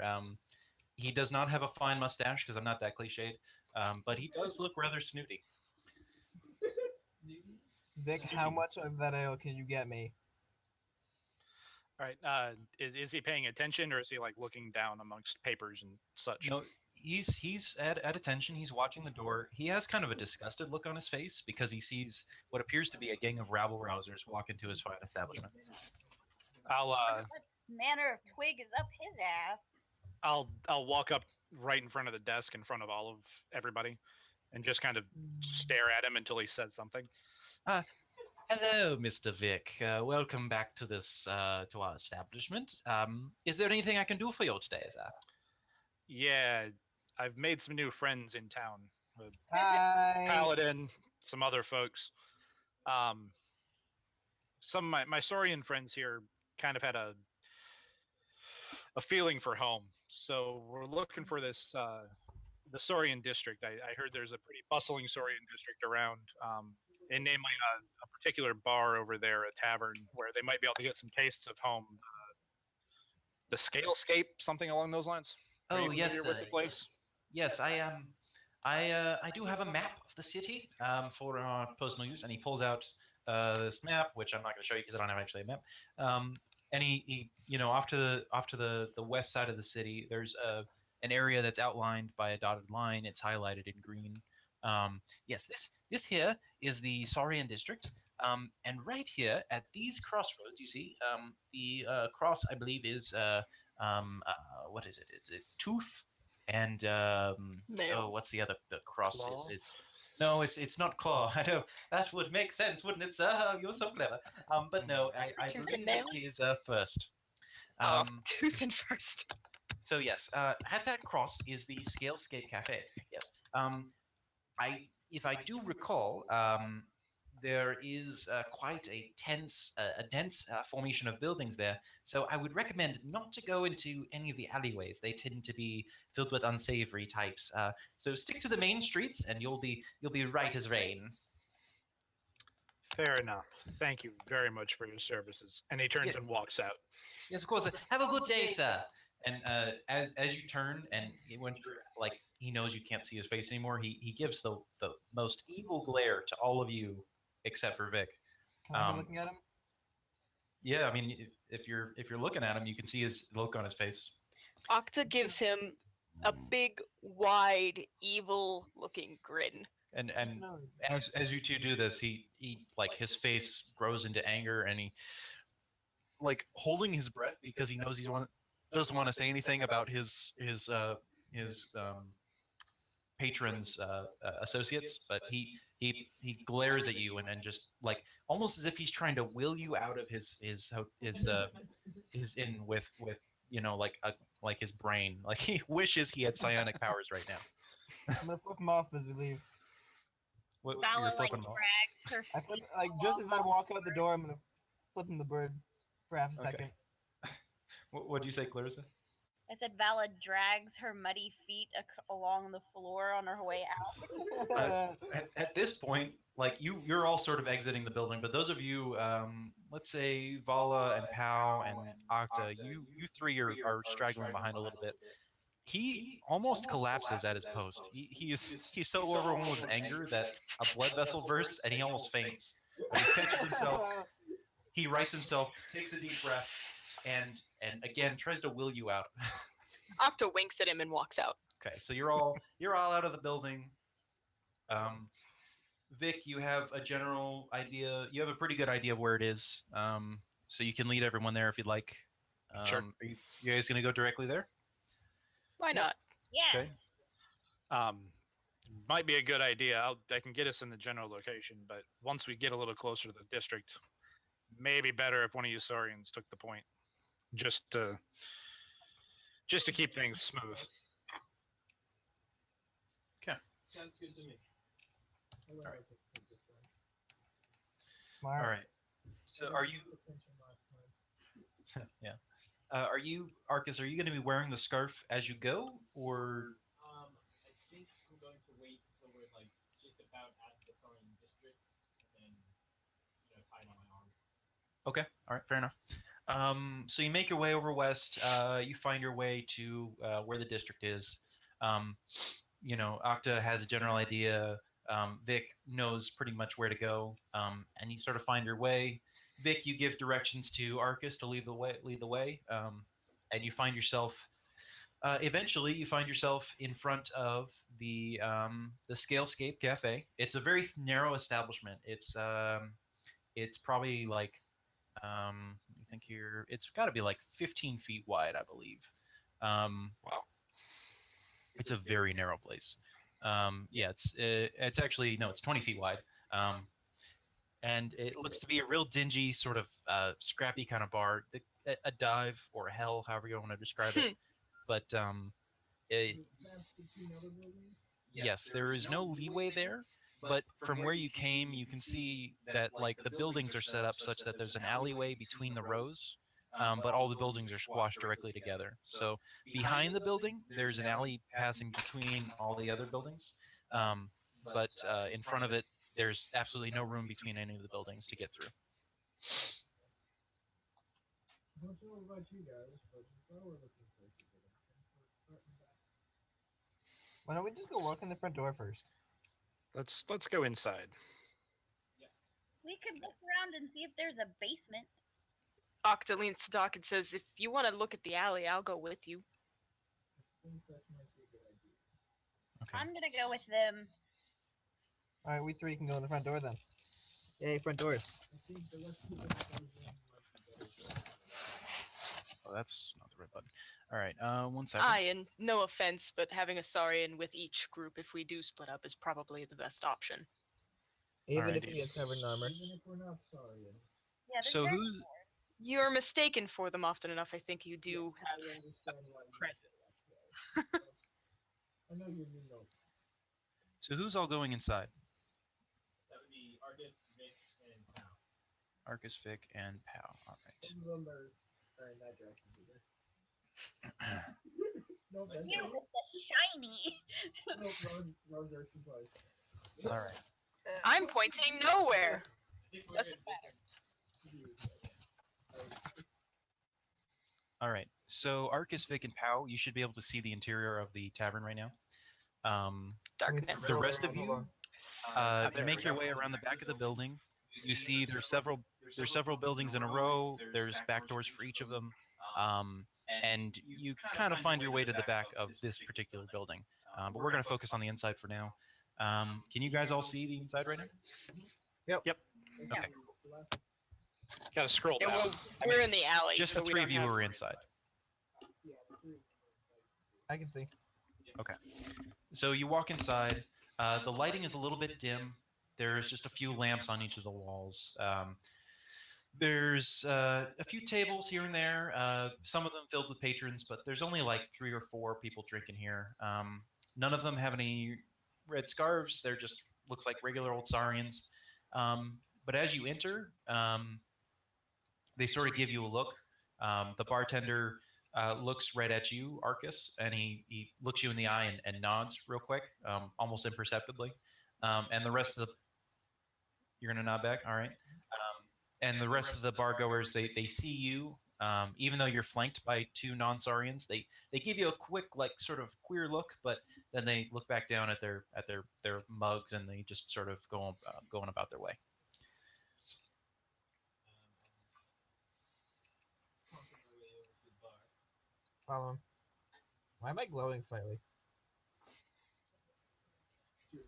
What's that? Oh, right. So you get to the bar. The barkeeper, he puts down a mug and he starts filling it with ale.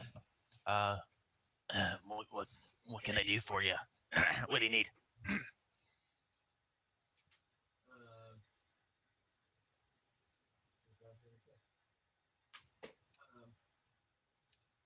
Friends and I are looking to have a quick drink. And so I'll order 2 more for my 2 friends here. Okay, all right. And he gets a couple mugs. Clearly the dirtiest mugs he has, but he sets them down in front of you guys, fills them with what looks like little better than a brownish yellow urine-like substance. And he leans over to you, Arcus. He's like, "Yeah, so you doing all right? You need anything?" Just real quick, does he have a scarf on his arm? Or a scarf anywhere? Can I see? Make a perception check.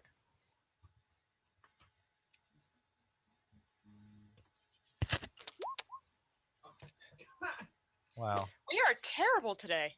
Yeah. Except, when I'm persuading someone that they should have animal rights laws. Damn it. Important. You give him a look up and down real quick while he's up close, but you don't see anything on him that would seem to indicate that he's wearing a red scarf. He appears to just be dressed in standard, commoner's clothes. It's nothing special. Take a couple sips out of my mug and just say, I was looking to see if I could talk to who. The Yeah. big guy. Yeah. Okay. Have you never been to this one before? Not this one particularly. Okay. All right. You know what? I have some special ale in the back. Why don't you follow me back there and we'll get you hooked up. Sounds fine to me. I'm gonna nod to Pow and Vic to just kind of like stay here, wait like 5 minutes. I'm almost vomiting what he gave us because it's that bad compared to what I want. You take a sip of it, and actually, go ahead and make a Constitution check. Oh, it's that bad, huh? Is that both of us? Someone, if you both drink it, yeah. they mix Is the it a- strongest is it a- possible vodka with like Keystone Is it a con save or a con check? Oh, or Natty Light. do a con check because you're actively trying to drink it. It's not a passive thing you're doing. Okay, so Pal, That's appropriate, Chris. your palate is so refined that you immediately determine that this literally is Saurian piss, and you vomit instantly. Vic, you've been around, like you've been in a lumber camp and you've had pranks pulled on you, so you know what this taste is. But you're so stalwart, and you are just like. Is What's the up? bartender still there? At this point? Currently, yes, he is. Okay. Yeah.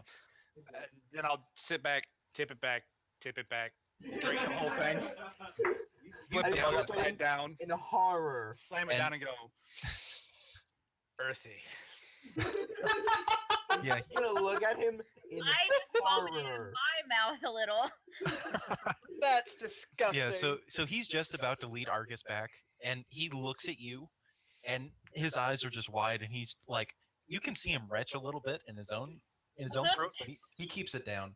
And then he just like shakes his head and just starts walking away back towards the back door. And he opens it up for you, Arcus, and you should be able to see the interior of what appears to be a dimly lit storeroom. Is that like right next to it? Or? It should be behind the bar. Well, not behind the bar, but like sort of. Oh, there it is. Yeah, there you go. So he leads you in there, and you see he starts to move things around a little bit. There's some crates on the right wall that he shifts around, and he takes the crates and he shifts them back a little bit. And there appears to be what looks like a door there, but it's only about half normal humanoid size, so only about 4 feet high. But it's definitely a door.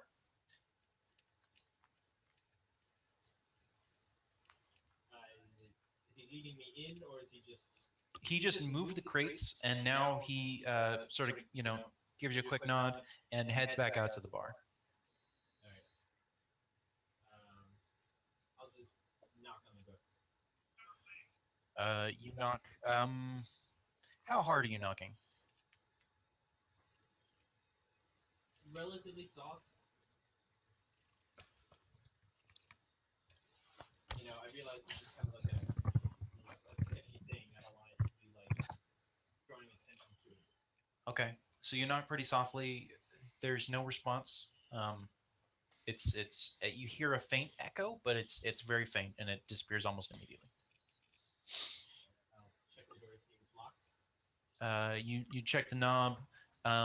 It resists slightly, almost like it's a little bit rusted, but it opens immediately.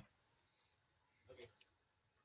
I push the door open and check it out. Okay. You open up the door and you see in front of you a staircase. it appears that it goes down for about a flight, and then there's a turn and then another turn. And are you actively walking down the stairs right now? At the moment, yes. Okay. Are you? How are you walking down? Just normally, like standing straight up, kind of thing? Standing up is it's tall enough for me to stand. Yes, I'm yes. I'm pretty darn tall. The door is small, but the actual passageway is a full passageway. Okay. So I step in and I'm walking down. I guess I'll stay stealthily. I'll be really quiet. Okay. Go ahead and make a stealth check for that, though. Yeah. Not bad. Oh. Okay, so you make your way quietly down. You're going halfway down the stairs now. You find your way all the way to the bottom, and the end of the passageway is pretty dimly lit, but you can see some light as you come out, coming from down further along the passageway. You see what appears to be a large, dimly glowing insignia on the floor that looks like maybe an abstract rendition of a single claw reaching into the air. And to either side, well, actually, you can't see those yet. Yeah, so that's what you see in front of you. Do a quick.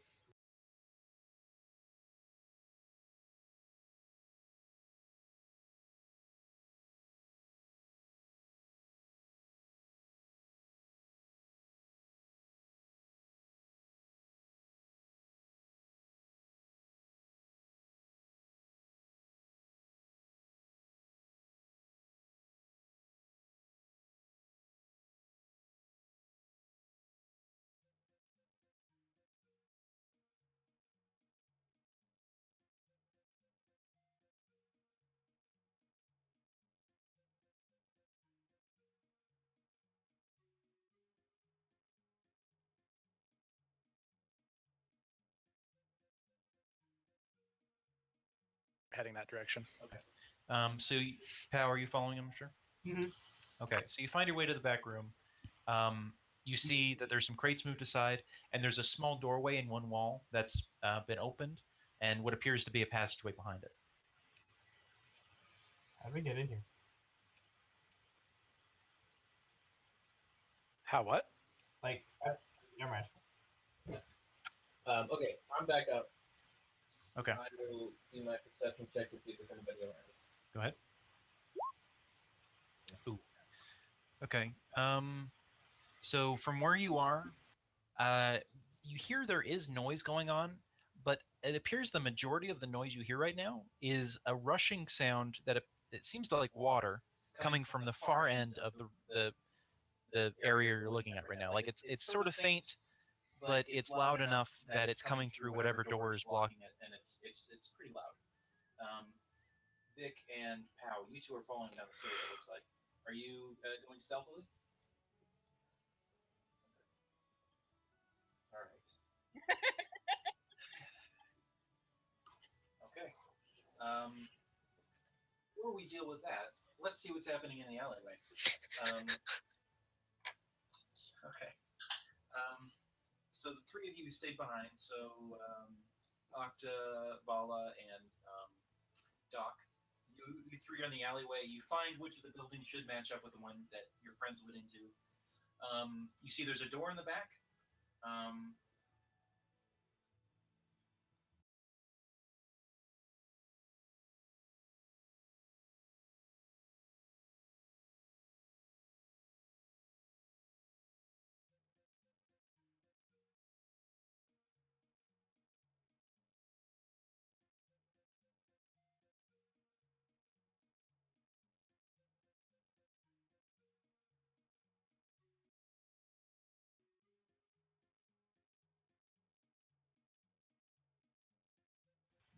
Is it just the door? Are there any like potholes? Are there any dumpsters we could slide aside to see if there's any hidden doorways? There, in the alleyway itself, there are some what appear to be piles of trash.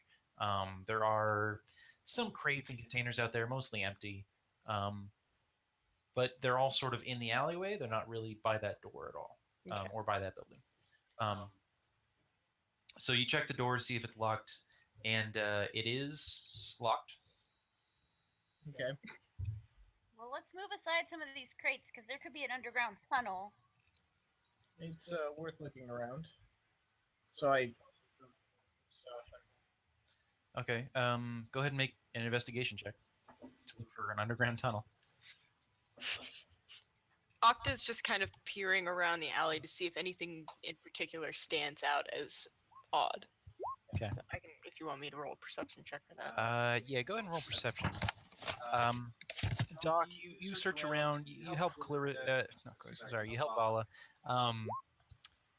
Sort of you're looking underneath the crates. You're searching under trash piles. You get a little bit dirty, and your armor is a little bit shiny now. But you don't really find anything Hopefully that this appears to helps. be a passage of any sort. Octa, you're looking up and down the alleyway, trying to see what's going on, see if there's anything worthwhile. And you do notice at one end of the alley, there's still people walking by on the street, and some of them look down the alley at you, but they're used to some shady activity going on, so they quickly turn their head and keep walking. But beyond that, there's really nothing else you see around you besides what you've already seen. Yes, our cats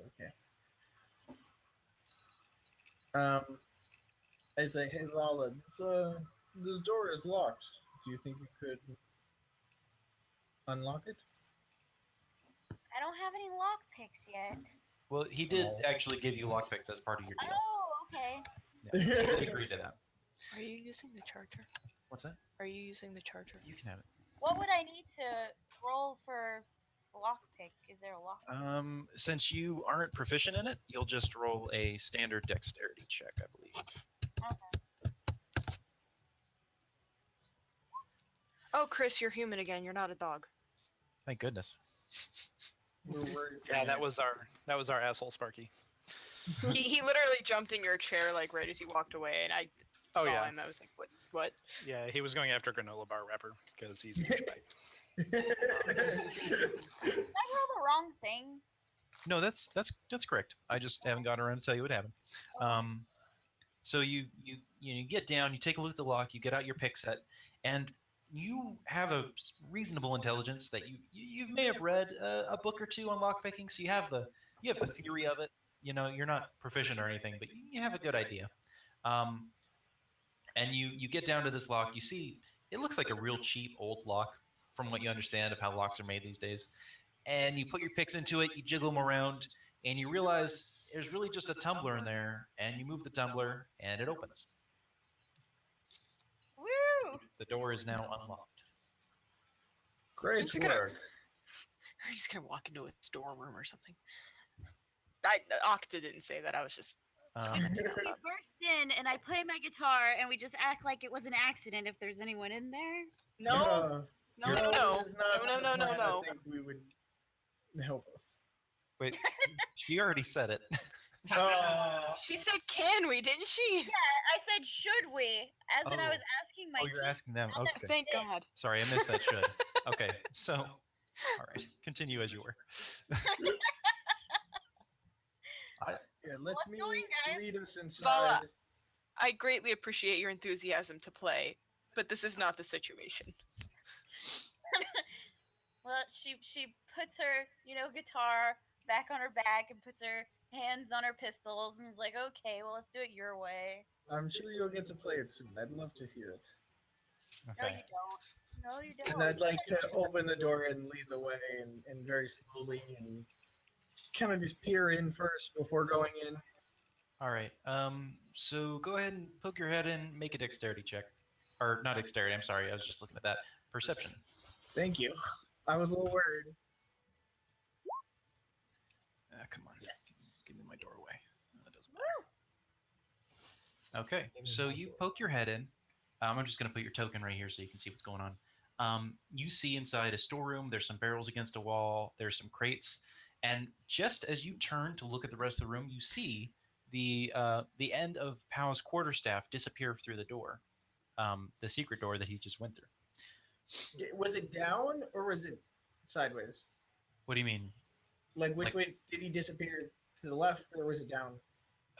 He disappeared to your left through the doorway, secret left, doorway in okay. the corner. Yeah. I don't even see I don't my token see on the screen. my token on here yet or any light, so You don't see your token? No, everything's black. no. Well, you don't. Kyle should though. I have to scroll Um, around some because it's No, not yeah. right up in the upper left. Check the left side of the screen. I'm fully zoomed out. I see Okay. nothing. Oh, that's because there's no light in there and there's no light coming in, and you don't have night vision. That's why. So it's dark, but I yeah. managed to see movement. Your perception was really high, and you saw movement. So yeah, we're gonna do that Okay. because I forgot how dark it was in here. We'll deal with it. It Okay. happened. All right. So are you walking in the door fully now at this point? Yeah, seeing the one movement dart off, I'd like to open the door and I guess feel my way around. Try Okay. to. Well, you have a sort of immediate perception, like most people do in the dark. You can see things Yeah. directly in front of you. Okay. So you open the door. Vala and Octa, are you following immediately? Yeah. Yeah, Okay. and I have night vision, so. You do. So Octa, you're in there, and Vala. I have you're- dark vision.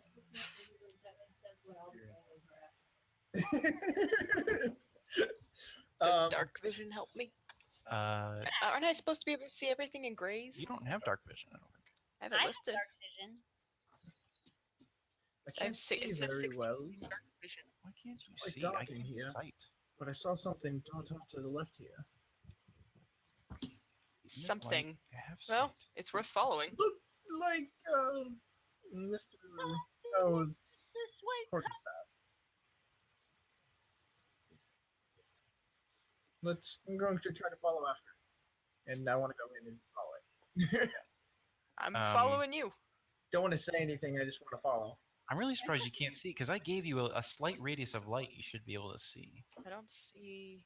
I don't see anything. Yeah, when I was in that room, it was lit up with that. All right, I'm Yeah, just I have gonna. a small ring of light.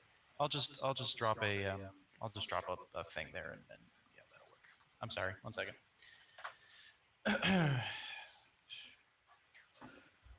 Yeah, usually I can see my tile on top of darkness, even if I can't see what's around me, but I don't even see my tiles. Okay. Yeah, that doesn't make sense. 10. There we go.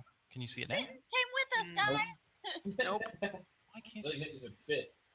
1 second. No, I don't see anything.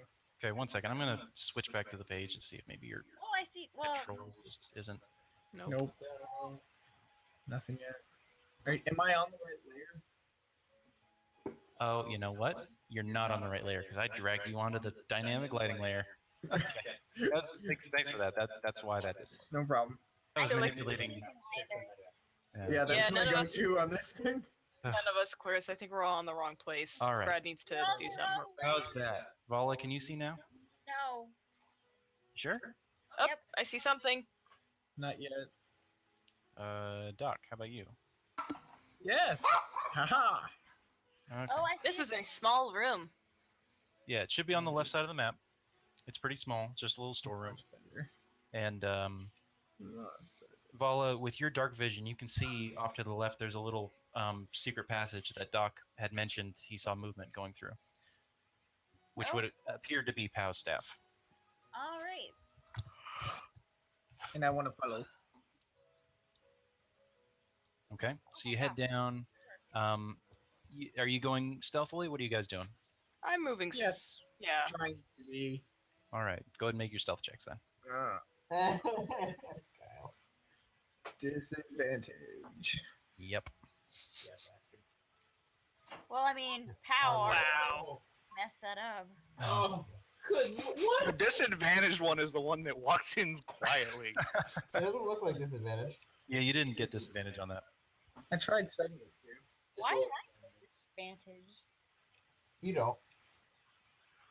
Yeah, I have less than his armor. It's normal. that's better. Better. It was really bad. You still did better than me and All Clarissa. right. So Apparently, I still came in with my guitar. And maybe I banged it on the door and you heard boom. that's not a bad idea. Okay, so Arcus, you make your way down these stairs. It's pretty dark, but you can sort of see what's going on. It just faintly. Vic and Pow, you fall behind him. Pow, you, as you're descending the second set of steps, you trip and you start tumbling, and your stick clacks against the stairs. Wait, Pow? Pow, yeah. Yeah. He got what, like a 9 or something? Oh, okay. We're all catching up So, together now. so you don't fall yourself, but you do, like, your stick kind of hits the wall a little bit, and there's some clacking going on. There's sound coming down the passage. And then, just as that happens, you hear the stumbling and cursing and guitar banging of the 3 behind you. As they very poorly descend the stairs. I'm cringing as I hear everybody coming down the stairs behind me. Yeah. And Go ahead. so I guess they make their way down the stairs, and I can see everyone lined up. Yeah. You sort of get an idea of. This is Clarissa sent this. This is her on her guitar. Oh, okay. So you all make your way down. Arcus sees them coming. You see them coming down the stairs, making a ton of noise. And while you're cringing, you turn and look at the bigger room that you're stepping into, and you see there's a couple curtains that are sort of moving, like they're moving into your vision past the walls, and people are starting to come out. They appear to be Saurians. There's quite a few of them. Let's see here. Where's my creature? Oh boy. Wait, whoever that is, go back on the stairs. I think I'm like the only one still up here. There's a couple younger kids who you recognize as being a little bit lesser. Where's my thug? My thug doesn't have a token. All right. There we go. Okay, so there's a little bit tougher guy looking at you.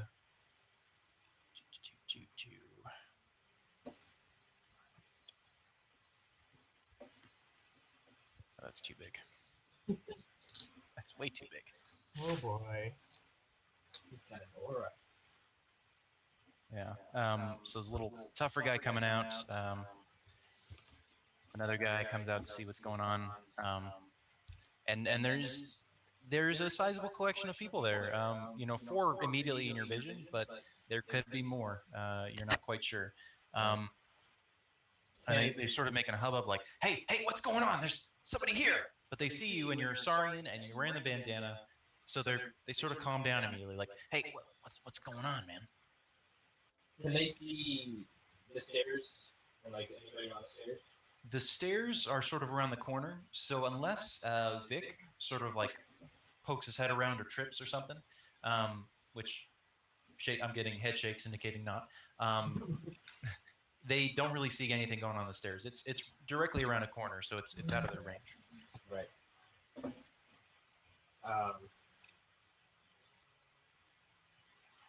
I'll just respond to them saying, no. Did you hear something? I didn't hear anything. Yeah, I swear there was something going on in the stairs. You know what? We're just gonna check it out. Why don't you go relax in the rec room and we'll see what's going on. No, don't worry about it. I just came down the stairs. There's nobody up there. They must be coming from, a neighboring building or something. Are you sure? I mean, maybe the boss wants to know. We can go tell him. Well, if you want to waste your time and therefore the boss's time, then, feel free. Yeah, you're right. All right. Good point. Can we hear any of this going on in the stairs? My goal is to say it loud enough so they're hearing me saying they're not there. So hopefully they stay on the stairs and be as quiet as possible. Hopefully. Octa is not moving. So they decide to look away, but just to be sure that you don't make any additional noise, all of you roll additional stealth checks except for Arcus. Because you may drop something, or you Can may... we stop rolling these? Can we please stop rolling these? Am I rolling man. the right thing? Yeah. So, Yeah. that's 1, 2, 3. Okay, 4, look, I swear I wasn't moving. How can I make noise if I wasn't moving?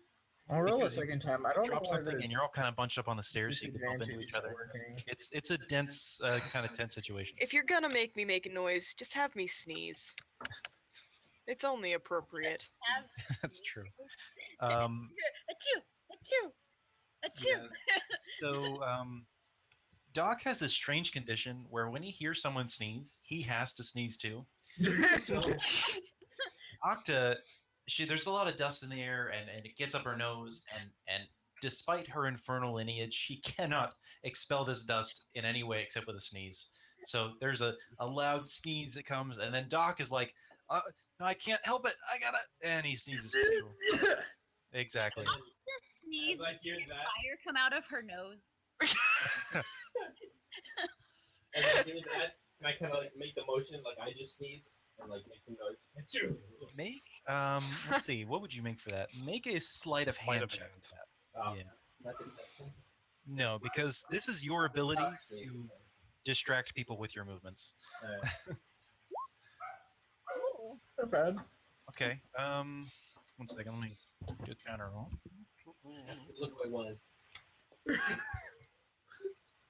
All right. So they're watching you, sort of like waiting to figure out what happened. Not happened just now, but what happened previously. And they hear the sneezes, and they look at you for confirmation, and they see you just getting done with a sneeze, and they're like, "Oh, all right, cool. Bless you." And the two red guys, they go back into this room over here, and the two other guys, they go back over here. Alright, so they walked away. Yeah. I'm gonna step back in front of the stairs, look up at everybody, and just give a general like, "Shut up." Like not saying it, but like with my face, and then just and wait. And then I'm going to turn and go into the room. Okay. What's this? Alright, so to the bottom is the vacuum. Yeah, you're right. Yeah, there's a ping pong table. Let's play some ping pong. Yeah, so you can sort of see through what's in front of you. That curtain is a huge beaded curtain, like the kind you'd see in some sort of college dorm. Like it's that like sort of cheap beaded curtain kind of thing. Clearly, these are young kids just trying to make their own cool place to hang out. And you see the ping pong table. You see what appears to be a hookah device in the middle of the table there. You see a few large, comfy pieces of furniture. Yes, always get more. And at the far end, you see what appears to be a large portrait of a pretty saucy-looking Saurian lady in an alluring pose. Moxarian. Hmm? Moxarian. Moxarian, yes. And then to your right, you see. Sorry, to your right, you see barracks. The couple younger Saurians who you encountered, they're back inside. They made their way back to their beds. There's several other Saurians sleeping throughout, but most of them currently sleeping except for the couple you talked to. And back in the rec room, you see several of the older-looking Saurians just sort of hanging out, waiting to see what's going on, just doing their thing. And there's no. Is this a door in front of me? Yes, there is a door in front of you. It appears to be a large double door. Something heavy. Maybe it looks like it was here before they moved in. Maybe something related to a sewer. You're not really sure, but it's pretty big. No, they're not TMNT. You sure about that, Brad? Yes, I'm sure. I don't believe him. Honestly, I wish I had thought of that before now. Because then I would have put in references, but I didn't. Make them up now on a All right. whim. So you make your way into the rec room. You see there's a few thugs sitting around doing their thing. Oh god. Adding more people as I sit here. Oh my god. Yes. You guys are so lucky I was able to make that go away. They see you walk in. They'll sort of give you like a what's up. The other two guys clearly explained that you were just visiting. Real quick, I wanna turn to Octa and whisper as best I can, as quietly as possible. Okay. not the best idea, but I'm gonna say it. I'm gonna say we need to make sure no one else comes up or comes down the stairs. We have one way protected. We need the other now. Well, Okay, guys, I get that you're whispering, and that's cool that you said that, but don't actually whisper because I can't hear you. yeah, no, I can only Just only think move about off what of that you're tile. saying. Hey, we need to watch our backs because yeah, we know it's below us, but we have no idea if anybody else is gonna come down these stairs at any point. Okay, is the just checking because they look pretty small in the picture. These are like there's absolutely no way to scoot past a person on these steps. You can, if you do try to get past someone, it will require a dexterity check because it's technically difficult terrain or whatever. You know, you can help each other, but it's so narrow, it's hard for you to do it anyways. So yeah, whoever's on the top of the stairs is on the top of the stairs unless you guys work it past each other. Okay. Because you're the one behind me, right? Yeah, that's me. Okay. Well, the main reason I asked was because if so, Akata will say, well, I can keep anything or anyone at bay with my glaive. From here, they can't get past me. So I can turn just and need point. to make sure. Try not to ruin the surprise and have them just yell down to below. Catch them before they see everybody. We catch them before they catch us. Just an idea. What would be the best way? We should have set up a safe word. Yes. Alright, so you good? Sure. Okay. Yeah. I'm saying you have to do something, but I'm gonna yell Leroy Jenkins. We're all gonna go running into the room. Running in. If you hear me shout that, you know what's up. Okay. All right, we're good. Yeah. Alright. So you guys aren't going to do it? The rec room. Okay. Yeah. So you're in the rec room. You see various thugs around. Some of them are just sort of like hanging out, lounging, taking naps, doing hookah, playing ping pong, whatever. Let's see. Start watching the ping pong match, and just casually say, "So this is my first time at this location. Do you think I should check in with the boss?" Yeah, I mean, usually he comes out to greet people he's visiting, but maybe he's just not ready yet. This is a short notice thing. He might not know I was coming. He doesn't know you're coming, huh? Okay. Yeah, so he's back in that back hallway, through that big door, all the way down to the left. So if you just want to go knock on his door, see if he says aye, but we don't do that because he doesn't like us so much. So if you feel pretty confident and safe, you go for it. But he's kind of mean sometimes, so we don't like to do that. What's the boss's name again? What is the boss's name? Man, there was this really pretty looking Saurian lass who gave me this cool stuff called it was like sugar or something, I forget. So I'm having a hard time remembering. I think it's sect, and his friend chimes in at this point. He's like, dude, it's secta, okay? Yeah, secta. That's what he said. Yeah, secta. Are we just surrounded by drunk college students? You're not drunk, doing drugs. Hi, college students. Lizard blow. Lizard blow. Hagwood's butt crack. Yeah, I'm gonna go back. Alright, I'm gonna go see if he's in a good mood. All right, dude. Good luck. Let me know if you want to come back later. I think I still got some of that stuff. That sounds good. It does sound good. And I'll walk over to the double doors and give a decent knock. A little louder than the one I did on the stairs. So you knock real loud. One of the younger Saurians pokes their head through real quick. like seeing what's going on and sees you and just goes back in because he's like, okay, it's just him. The knock, you said you're knocking pretty loud, like a decent volume. Yeah, decent. All right, so you knock.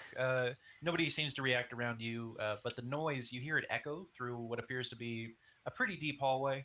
Some sort of strong ring going on, but nothing. There's no response. Yeah. Check to see if the door is open, and if it is, I'll just open it up. Yeah. So you grab one of the handles, give it a turn, and it opens pretty freely. It's not locked at all. Okay. So you open it up, and you see beyond you there's what appears to be some sort of gate, and you can see through it. There's an awful lot of rushing water behind it. So it appears to be some sort of sluice gate, but the water appears to be going down in a sloping fashion, almost like an output. But you're not sure where the water's coming from. Perhaps below the floor behind the gate. So how is the water flowing? Huh? How is the water flowing? Like from the ceiling down? No, it's flowing. You can just see water flowing from right to where the bottom of the gate is, out down away from you down that sort of tube-like hallway. Okay, so the water's coming from someplace underneath me. Exactly. There seems to be some sort of gate underneath you that the water's coming through, but there's nothing coming from your side of the gate, and there's nothing. It's on the floor entirely. Okay. This is Erica's new necklace. It's pretty awesome. That's lovely. It's pretty awesome. I'll just do a quick perception check to see if there's anything in the water, anything about the water that seems weird. Yeah, go ahead. Ian, I saw a picture of that on Facebook, and I'm really super jealous. I'm saying it's so cool. All right, so you look at the tube, and you can see that it appears to be what used to be part of a sewer. Like, you can tell it was planted there, designed to just process water and get it out of the building. But the bottom of the tube has actually been smoothed out some, almost as if it's being used for recreational use or maybe like an escape shaft. Like, you can see that it's definitely had some butt sliding on it in the past. There is a gate guarding it, and the gate appears to be locked or closed by some mechanism, but you can't really determine how to open it from where you are. But you do see the water rushing away. You see this nice smooth tube, and it appears to just go into the darkness. Gotcha. They said the boss is to the left. So I'll check out the right hallway. Okay. You head down to the right. You see a door in front of you. Perhaps not a survival check, but a survival tactic that all should know. What's it? Those specific ass tracks. I've seen them before. Those butts. I know those butts. I know there's butts anywhere. Before you get to that door, let's. What about you guys on the stairs? Are you guys doing anything? You just standing there? We're just standing on the stairs. For the moment. Standing and waiting for some Unless sort we- of indication of trouble. Okay. Unless I hear anything I'm that sounds watching like I up need to the go in, stairs. axes are swinging. Because I really can't do anything if something comes up from the bottom of the stairs. I am watching up the stairs. Okay. I'm gonna dream about my voluptuous, amazing drink that I still need to get really, really bad. Okay. So you're all sort of standing there. You hear Arcus down the hallway a little bit. You hear him talking, but you're not really sure. You can't pick out any words, unless one of you wants to try to specifically listen to what he says, and you can roll a check for that. I'll give it a shot. Okay. Just why not? All right, go for it. Octa can't. She's paying too much attention up. I'm being lazy. Not paying attention.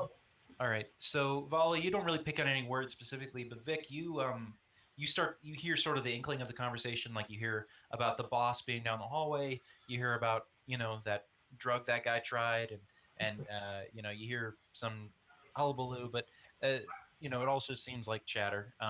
And you can hear Arcus's footsteps go away. Like, you hear, like somebody's leaving.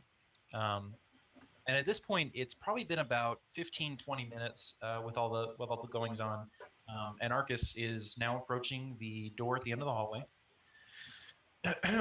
It appears to be a closed door. It's just another large, heavy door, maybe left over from when this was a sewer or some sort of water treatment area.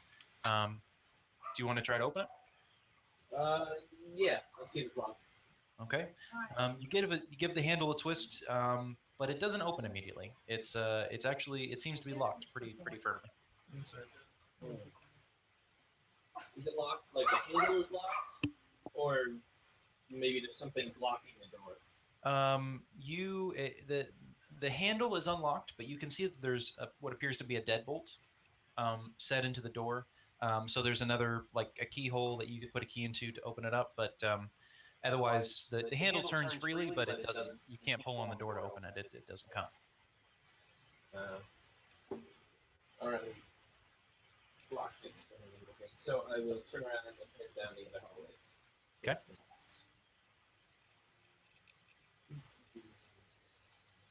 Make your way down the hall. At this point, guys, it's probably been about another 5 minutes while he's been doing that. So you're still on the stairs. What else are we supposed to do? Nothing's coming your way, but keep alert. So Marcus, you walk up to the other door. You see this one's a little bit different. It's maybe kind of ornate. It's a nicer door. It's still pretty big, but it's got some wooden inlays and it's really well made. And the door appears to have a pretty finely crafted lock.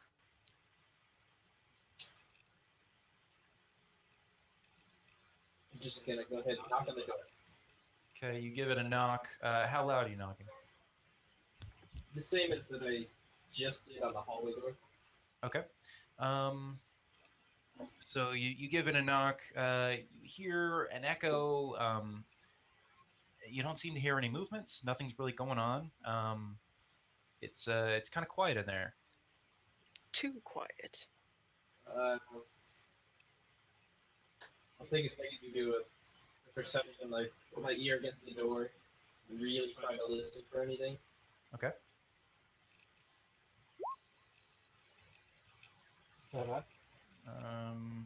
So you put your ear against the door. You hear maybe the faint sound of some machinery in the distance.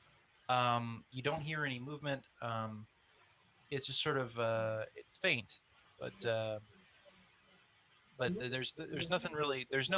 You can't sense any people presence. It's just sort of like you hear some machinery and that's about it.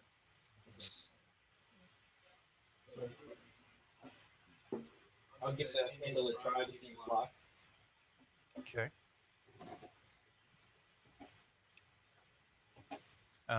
So you give the handle a try, and as soon as you touch it, a mechanism pops out from the back of the handle and grabs around your hand. Crap. It doesn't appear to be holding onto you terribly tightly, but the individual, like there's a bunch of sort of like arm-like teeth like coming around like this. They wrap around your wrist and sort of gently bite into your skin, but they aren't piercing anything yet.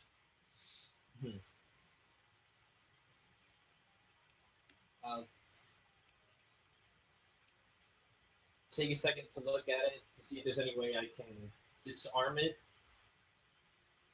I guess. Okay, so go ahead and make a let's see. I guess that would be investigation. Yeah, investigation. Yeah. Okay, so you take a look at this mechanism and you're a little bit freaked out right now. Nothing's ever grabbed your hand. Like no doorknob has ever grabbed your hand. This is a new experience for you.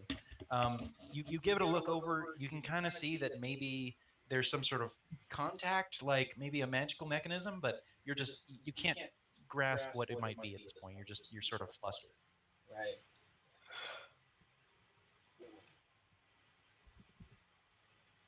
All right. I will try to pull my hand away.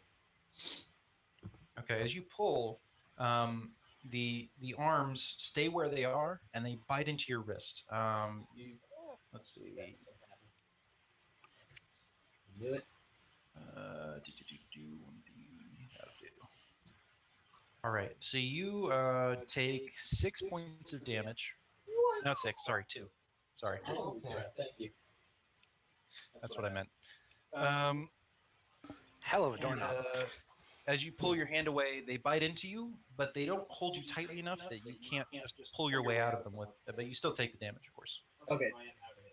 you are currently free.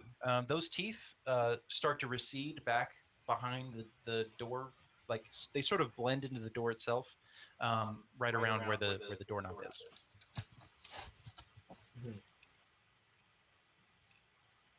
And it looks like if I grabbed it again, the same thing would happen. Make another investigation check now that you're sort of assessing the situation calmly. Hey. Hey, there we go. That's appropriate. So you take a look at it, and having some, you have arcane knowledge. You have, you have a natural sense of magic, so you can tell that there is some sort of glyph or something on this doorknob that when you touch it, it activates whatever mechanism that was. So you think if you need to disarm it or if you need to avoid it, maybe not touching that doorknob would be the way to do it.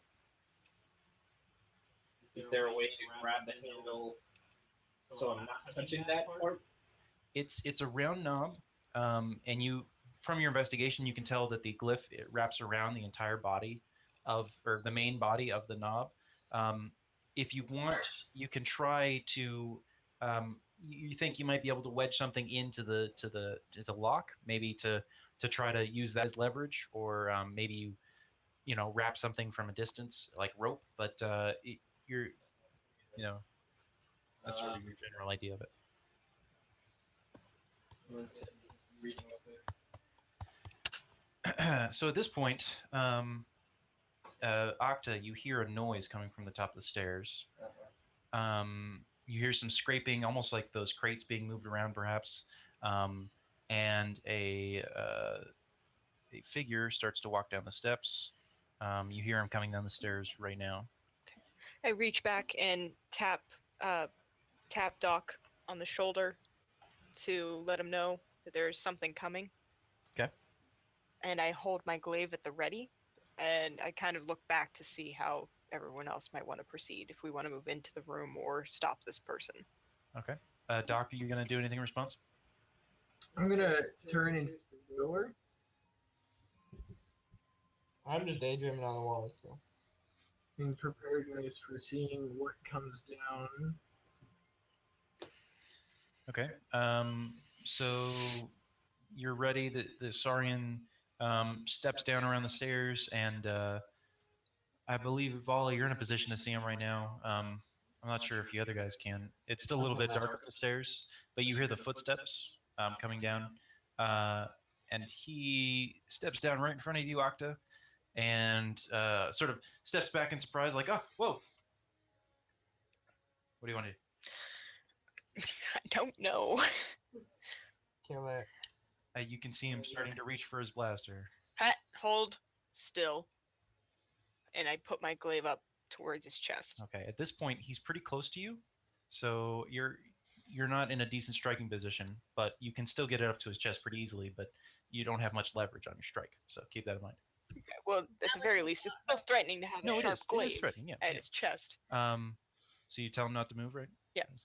Val takes out her pistol and motions for him to be silent. All right. He gives you both a look. His hand is pretty close to his pistol. Go ahead and make Kirsten make an intimidation check, but at advantage because Vala is helping you.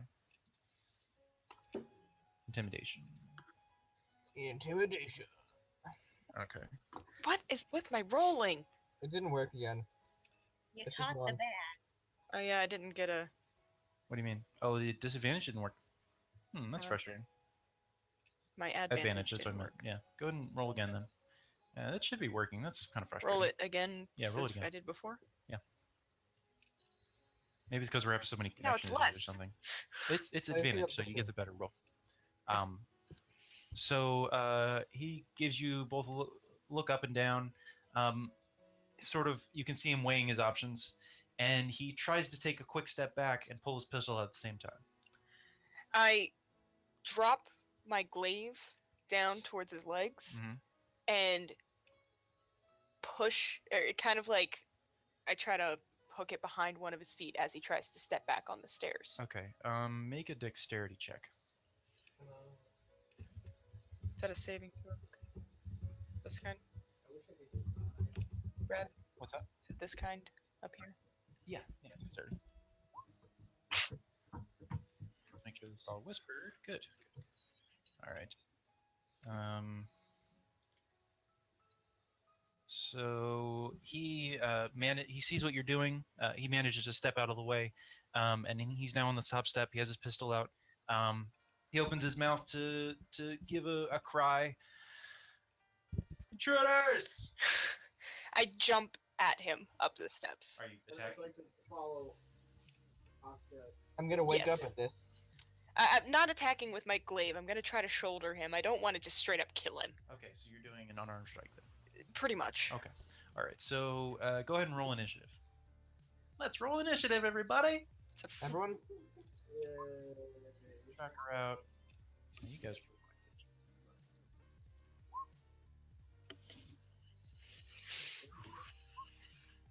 yep, I was asleep, so.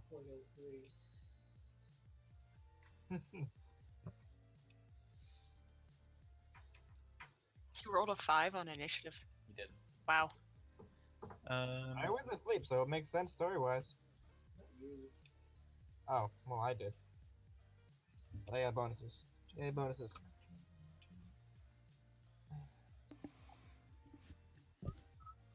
All right. So Vala, you go ahead and act first.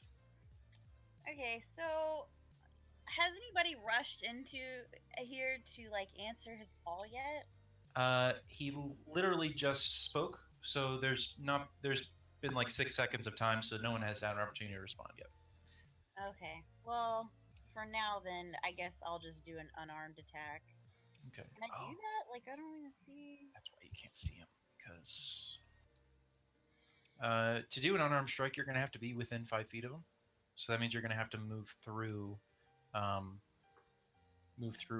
and Doc at this point. So would I have to do a dexterity? Yeah. So go ahead and just make a dexterity check to see if you can get past them without any sort of difficulty. 13 plus. Yeah, so that's we'll call it a 15. That was your saving throw actually, but it's a 15, which is fine. You make it through, and now you can move your token in front of the Saurian there if you can find it. You should be able to see it. This music's making me want to watch Studio Ghibli movies. Okay, so for an unarmed strike, you're just going to make a strength check, and see if you can hit him. Okay. I Yeah. slapped him in the face. Yeah, so you reach out to slap him, and you don't make contact. He's still kind of dodging back from that initial strike, and your strike just wishes right past him. Do you want to try to move anywhere else, or do you have any bonus actions? I guess I'm gonna try to like run away, like Okay. back past Octa and hide behind her.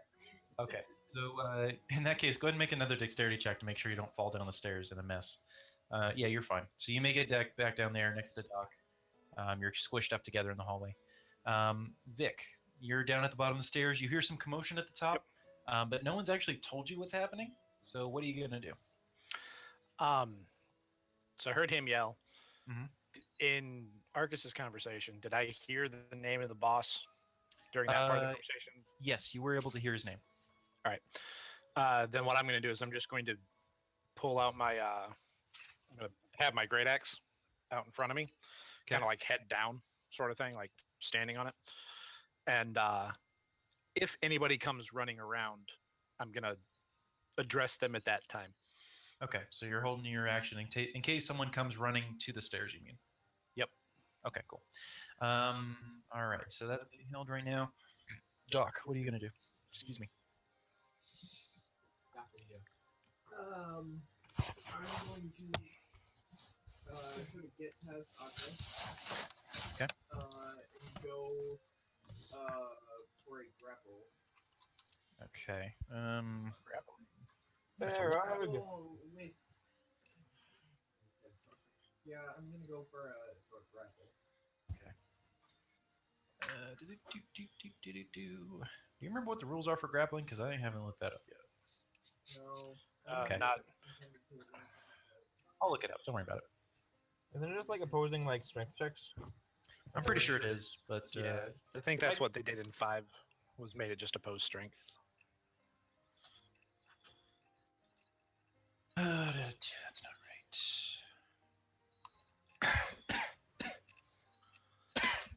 Excuse me. Brad is going to win. Kyle is going to win this encounter. I will win the grapple check. So blurry, you can't even tell what you're doing. Yeah, I know. I'm trying to make this thing back and forth. Yeah, you make you have to make an attack action. Use an attack action to do it, and it's a athletics check contested by their athletics or acrobatics. Okay. So go ahead and make your attack roll to see if you can grab onto him, and then we'll test to see whether or not you can actually maintain your grab. How should I go about making the attack? Just do I guess you just a D20, right? you do your athletics check. Oh, okay. It So that's it- the It that's the- consumes your attack action, but your actual roll is your athletics check. Okay, cool. I thought that was just for holding on. Okay. All right. So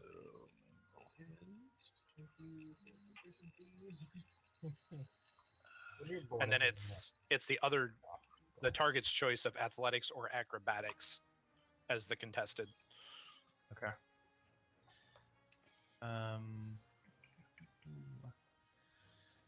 So you make it past Octa. Actually, you didn't roll a dexterity for getting past Octa in the first place because she's still in your way.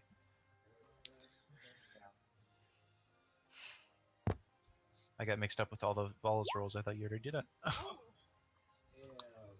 don't like the sound of that answer, but that's pretty good. So you try to make your way past Octa, but she's like focused on the enemy and sort of dodging back and forth, and she like inadvertently blocks you every time you try to step back and forth. Thanks for making it my fault. It's not your fault. It's Doc's fault for not being swift enough to get past you. Yeah, That's me too. you could 'cause have said something. Yeah, if she was helping you with it, like if you had tapped her on the shoulder or whatever, it might have been easier. But a natural one it's just not gonna happen. So you try to get past her, but you just can't seem to get through her. So if you try to force your way through, you're gonna knock her against the wall and get wedged together.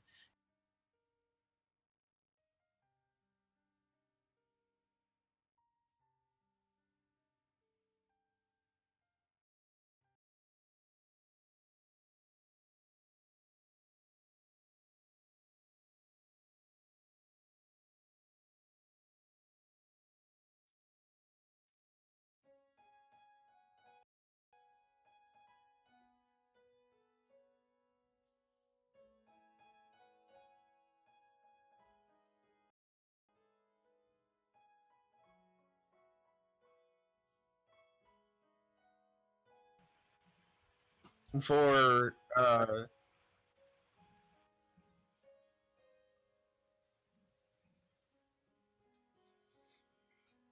Okay, so you're just gonna try to follow her up if she goes anywhere? Okay.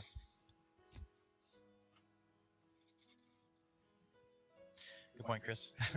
Forgot about that. So you're sitting there right now. Doc's waiting on to follow Octo. Octo, what are you doing? Octa is going to. I am going to step forward and try to slash with my glaive a non-deadly portion of him, so like his shoulder or his thigh or something. I'm talking about Okay. non-lethal attack. If you were to kill him, you're pulling your blow, is what you're saying? Yes. No. Okay. So are you stepping forward and then attacking? I think I'd have to. He stepped back, didn't he? I mean, my glaive's long. The glaive itself, you have 10 feet of reach. Oh. So you can reach him right now with your glaive. But if you step forward, then I believe you get disadvantage. Well, then I'm just gonna stab forward. Okay, so you're gonna attack him. Go ahead and roll an attack for your glaive.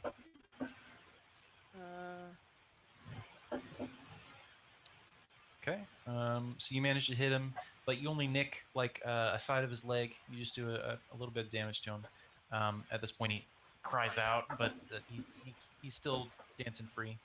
Do you want to do anything else? Do you Oops, want to sorry. I didn't mean to click that. But I'm gonna kind of press myself back because I can tell that people are trying to get past me, at least after Vala did and got back. Yeah. I'm gonna kind of press myself against the wall, but keep my glaive up in case he tries to do something. All right. All right, Pow, what are you doing? I got two of you here. Come to my senses. Sort of like look around the corner to see if I can tell what's going on. So you're going down the stairs, you said? No, I'm just gonna look around like the corner where they're fighting. Oh, okay. See what's happening. No, what's... I attacked with the wrong weapon. Oh. Okay. I'm just letting you know that. All right. My bad. Hang on. My glaive is my second. Okay. It was supposed to be Lucius. So you peek your head around the corner. Make a perception check because it is still pretty dim in here. You can't see everything exactly. No, I can't roll today. All right. So you poke your head around the corner. You're not alone. You see Octa, her blade flashing in what little light there is, and you see what looks like a figure at the top of the stairs, but you're not really sure what's going on. There's a lot of movement. There's a lot of bodies. It's pretty confusing. I'm just gonna turn to I think someone's trying to come upstairs. Whisper. I think someone's trying to come upstairs. We should be prepared if anyone's gonna come through this hallway. Like, I mean, like, the people, like, where Arcus walked into. Okay. And then, I'm gonna ready my quarterstaff. Just gonna ready my quarterstaff. Okay. Doc, you are. Wait. Whoa. I already had Why is my there turn. Everything's What going did you roll on. for your initiative initially? Did you roll 15? Yeah. I did roll 15. All right, so there is no second Doc. That's weird. I thought it cleared out every time. It did. Well, now I don't see Doc at all. He's up top. I'm not. It's a sorry NCC member for me. Yeah, that's what it says Yeah, on mine there's too. nothing there. You had him twice, but we didn't. So you don't even see. I don't see him on the list at all. Okay. You don't have to re-roll. I'll just add a. That's weird.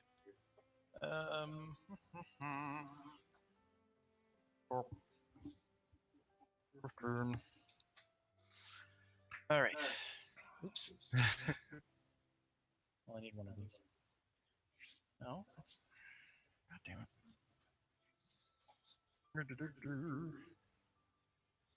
Okay. That is a 15. Why do you keep doing that? That's so annoying.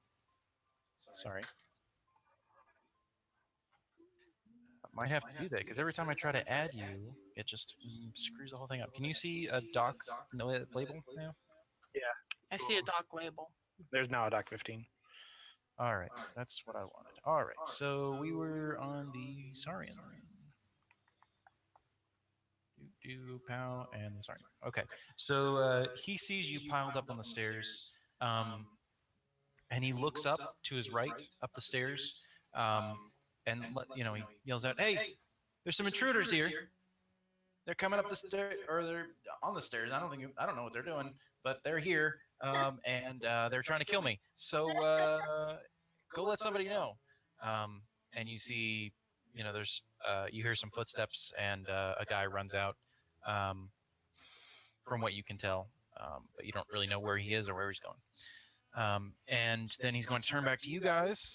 He's going to pull out one of his daggers. And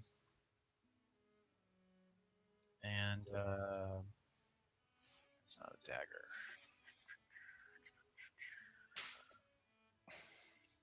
All right.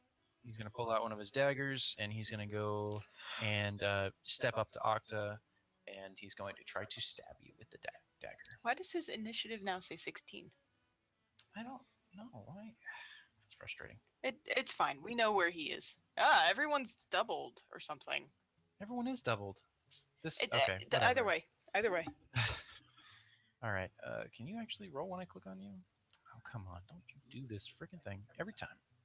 I swear. Why? What do you perceive? Oh, that's why. Okay. No, it's fine. All right. So, 18.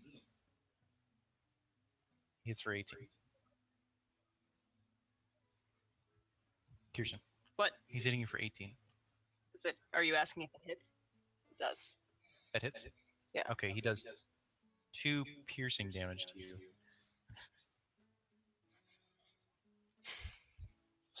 2 piercing damage. Mm-hmm.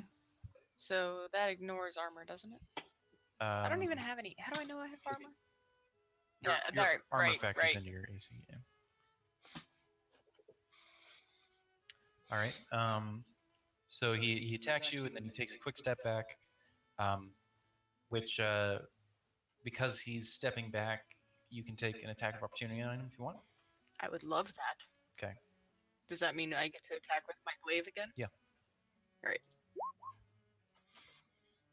Okay. You just barely managed to get him as he's stepping away. This time you cut him across his other leg, but it does a little bit more damage, maybe catching his hammy. And he looks like he's doing pretty bad. And since you hit him as he was leaving, he's decided he's going to make his way out and try to find help too. So he starts moving up the stairs as well. I say let him be and see if we can lock this door from this side. Okay, so at this point, the other people start to hear some hubbub. There's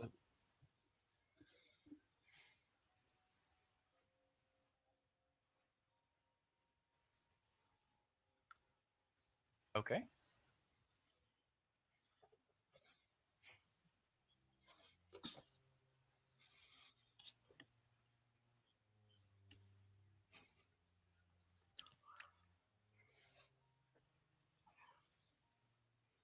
Uh-huh. Okay. So your mage hand makes contact, and it grasps around the handle. You start to turn the handle. The teeth don't come out at the mage hand.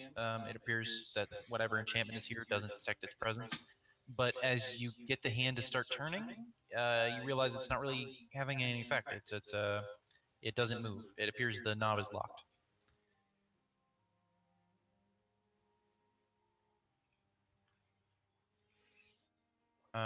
So at this point, there's a couple people who start coming around to the stairs. They hear the hubbub.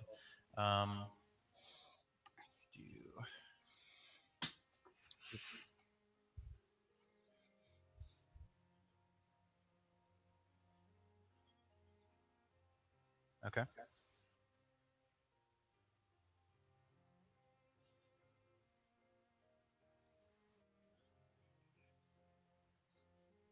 Okay. And at this point, there's one guy coming around to the front of the stairs here, right in front of you, Vic. And Arcus, as you get out to the mid, are you just poking around the corner of the hallway there?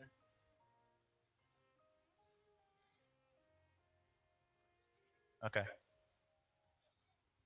If you are sneaking, yes, do a stealth check real quick. Vic, you see them come up towards the stairs. There's a couple right in front of you. Are you going to use your held action now? Yep. As they come up, do they say anything as they approach? They're sort of like they're looking in up to the stairs, and they see you, and before you act, they sort of like open their mouths like in surprise, like what? Somebody's on our stairs, but they don't say anything. I'll get my axe up on my shoulder, walk out and go, yeah, some saurian lady sent me down here to talk to Sartek. Something about some saurian snow, nose candy, something. See how you guys liked it. Go ahead and make a deception check. Deception.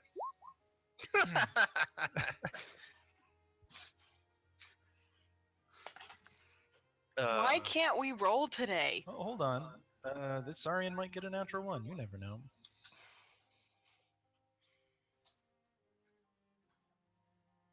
of course I would. But this is not that case. This Saurian looks at you down. He appears to be one of the older Saurians, maybe one of the more experienced members of the gang. And he looks at you and he's just, yeah, I don't think that's true. And he sort of steps closer, like into attacking, like getting ready to attack. And that sort of consumed your held action, unfortunately. So we're going to cycle around to Vala again. Actually, Pow, did you? You were waiting for people to come up, right?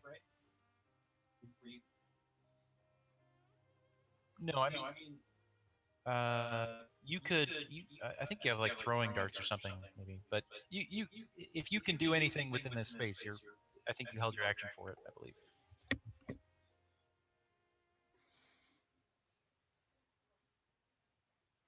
I believe so. Yeah, you can sort of try to reach over his head. Let me see here. No, actually, the reach is not. It's not a reach weapon, so you can't.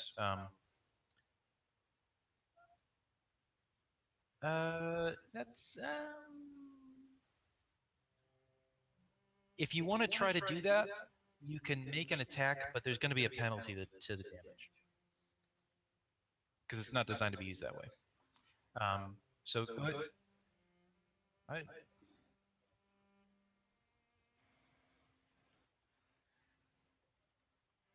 Okay.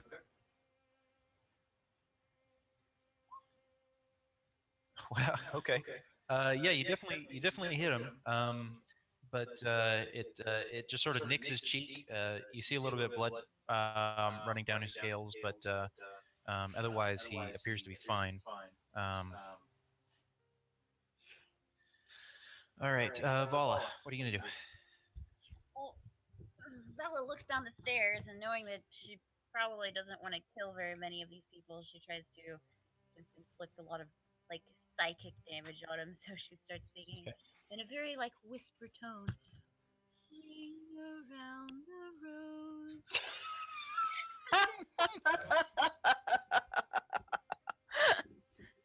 That's All right. beautiful.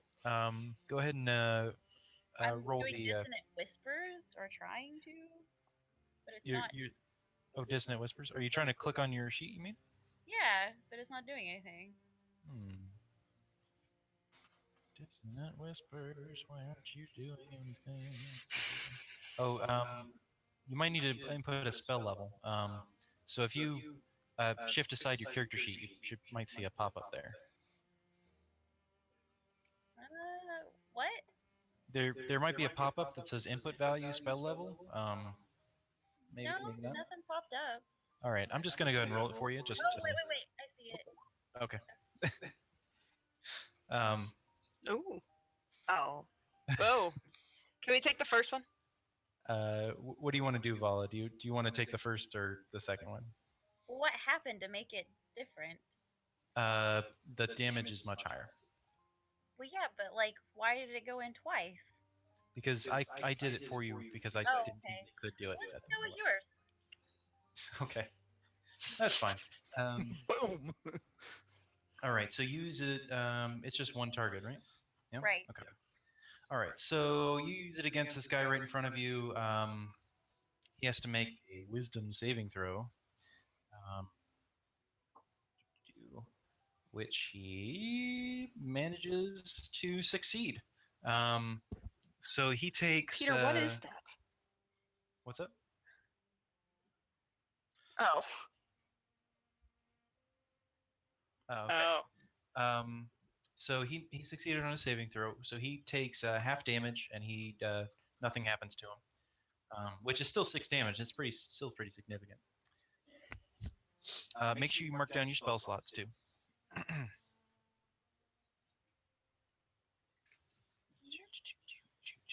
All right. So do you have any movement or bonus action you want to do? No, I don't believe so. Sure, just a second, Kyle. All right. So Vic, you go ahead. Alrighty. Vic's about to go ham on the Saurian in front of him. Okay. So starting off, bonus action, he's gonna start screaming and go into a rage. Okay.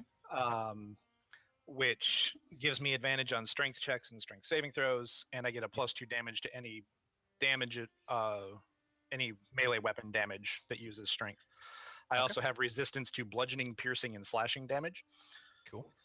Also, I am going to go ahead and cast aside all concern for my defense and use my reckless attack. Okay. First attack on every turn, I can decide to attack recklessly. Gives me advantage on melee weapon attacks using strength that turn. Well, you're just pulling out all the stops, aren't you? Any attack rolls against me have an advantage until my next turn. Okay. So we are going to make an advantaged great axe swing at the Saurian in front of me. You go. So for we'll see how this works, and let's see what happens. All right. Hey, did that actually do advantage? It did. I think it did. Did that actually roll advantage? It did. Holy crap! So yeah, you make your attack. You're not going to try to pull any punches, right? You're just going for it. Oh no, he's blind now at this point. He's That's right. enraged. In the rage. All right. So you swing your axe and that'll chop actually right make through his 12 body. damage. So Oh, that's 12 damage. Yeah, you chop right through his body. You cleave him in two. And he folds out like a fillet just right in front of you. Now I'm hungry. Says the woman who was eating ratatouille when we started. That's why Alright. I'm hungry. It's all vegetable. So he's dead. Do you have any? You used your bonus action, so any movement you want to do? I can't really see on the map. Is it like a right turn into the main room, or is there space out in front of me here? It's a. You can see the wall in front of you. Sort of turns to the left, and there's a wall to your right that you follow. So the whole Okay. hallway sort of turns to the left. Is what you're seeing. Okay. Then I'm actually going to go ahead and stay right here for the time being. Okay. Pretty effective choke point. So That's true. I will go ahead and scream out in Giant. Not sure if any of them understand it, but he's just going to start ranting and cursing in Giant. All right. You're making a hubbub, and a lot of them start hearing you. You start hearing some more movement. We'll see what happens in a sec. All right, Doc. Oh yeah. Go ahead and roll initiative. Sorry. Yeah, you're right. I forgot you didn't do it.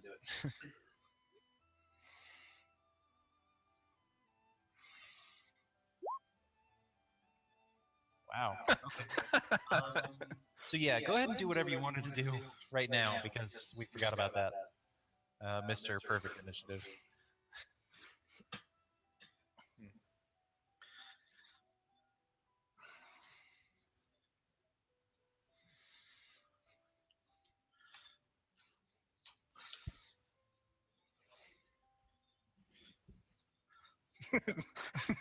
The Saurian split in twain. Yeah, so you can see the one that's a bloody mess over by the stairs. You can see two more in between, sort of on top of the insignia and a little bit further up.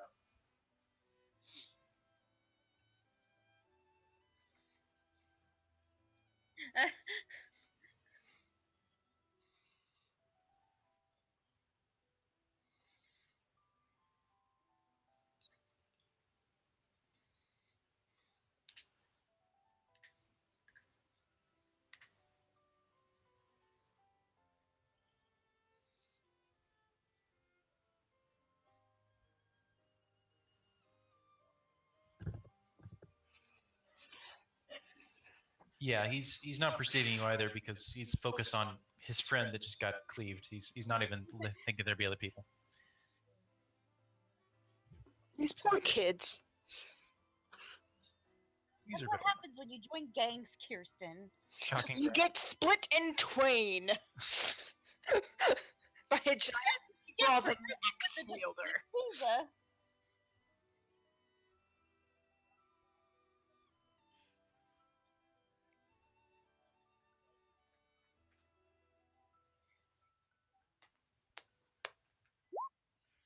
Yeah, that's what we want. Okay. So you manage to get him. He's not focused. You just reach out and touch him real easy like, and you do your fight damage, and it can't take reactions. Cool. So All right, so your electrical charge fills him with his movement gets all jittery and his muscles start to seize up. You yeah, go ahead. Yeah, he does. Okay, he's not dead, but I'll keep that in mind for the future. All right, so we're gonna let's see, what are we on now? Oh, Doc, it's your turn. We're gonna finish up. We're gonna finish up in turn order, and then we'll call it a day.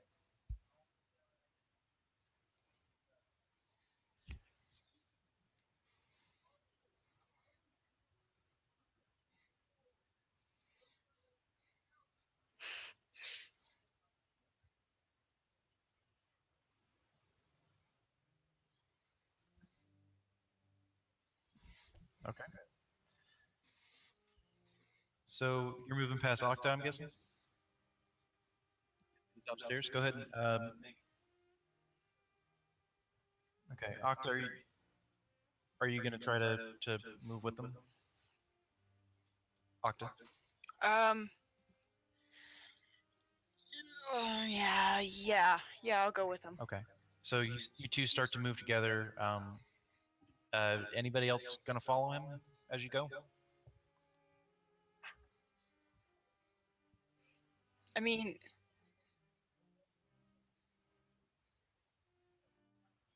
Yeah.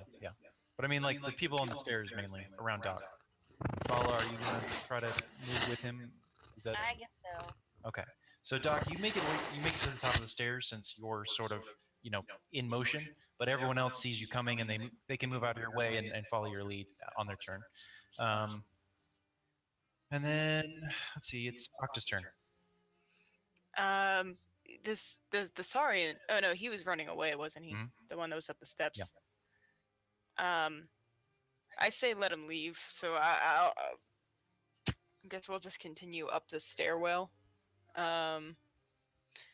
Honestly, I'm sorry, but I can't remember why we were here in the first place. What were we trying to discover? Trying to find information and stuff and evidence that they're Just into evidence. things more illegal than just kids being hoodlums. They think there's weapons trafficking, and obviously we know that they're now being aggressive with other people. So we're trying to get. They're being aggressive with people who broke into their base. Well, no, not this situation, but because they did right. attack us first in the alley before, they're more than just standard hoodlums. And the guys, he was concerned that they were handing pistols out to the lower level goons. And I think we can kind of confirm the trafficking thing because of the sewer linking in for the gateway and that.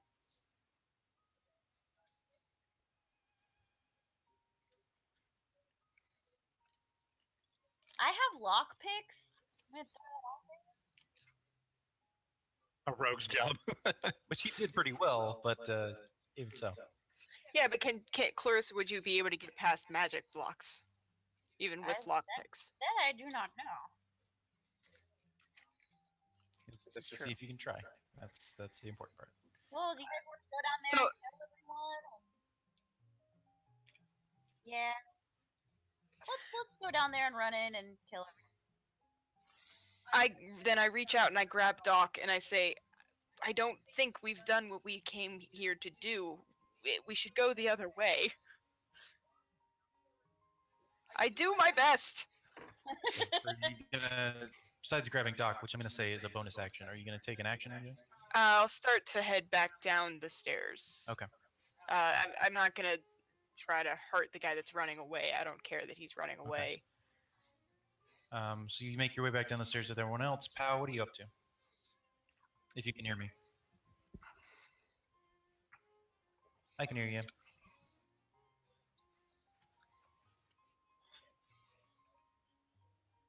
Okay. Go ahead. Yeah, go ahead and make a athletics for that, or acrobatics. Yeah, you make it over him pretty easily. He's down the stairs from you, so it's not very hard. You leap over his shoulders. So you're down right in front of him right now. Go ahead.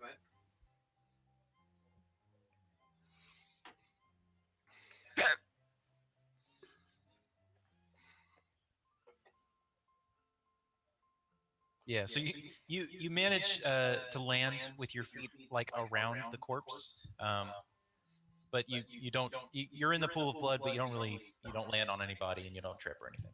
So. Okay. Yep. All right. All right. So you I hate strike hearing out. everyone say this guy, and I'm like, I can't see anything. This is so weird. There is quite a few guys. This is hideout. You strike out with your staff. You hit him very strongly, but he manages to duck a little bit and reduce the damage. But you still take a chunk out of him. Okay. All right.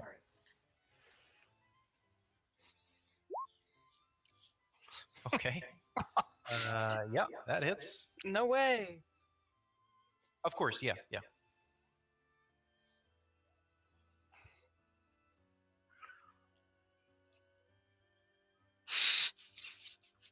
Yeah, Vic's still like basically just spinning in a circle with his axe, like. right.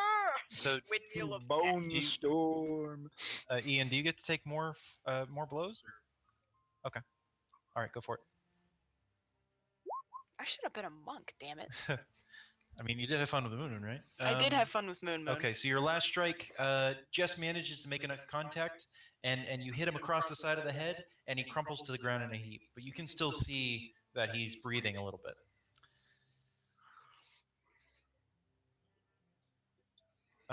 So what's your total movement?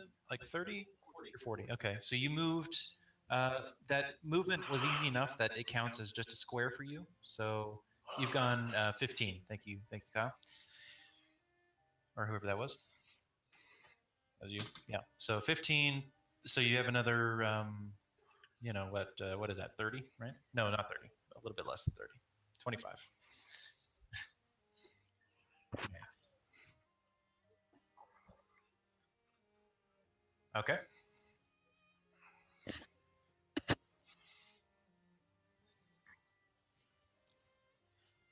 This guy's knocked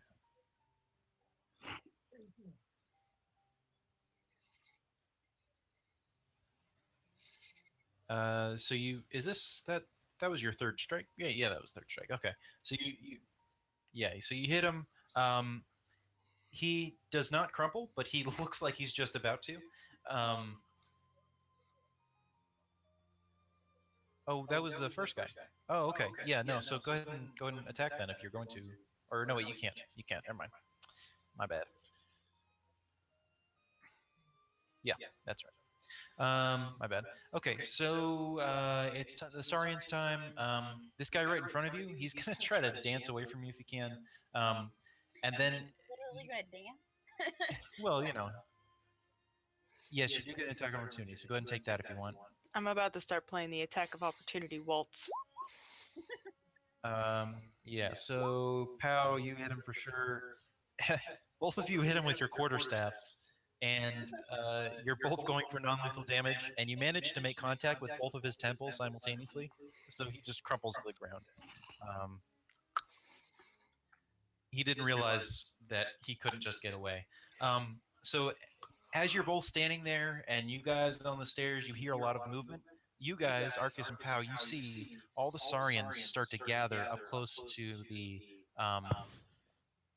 the curtains. They're clearly in position to try to flank you. But we're going to find out how that works out next time. That was a long game. Yep. I thought you guys were into stealth better, and then you made it out with all those bluff checks, but by golly. I'm sorry, we rolled like shit. Yeah. Yeah, right up until I needed to cleave a motherfucker in twain. Yeah.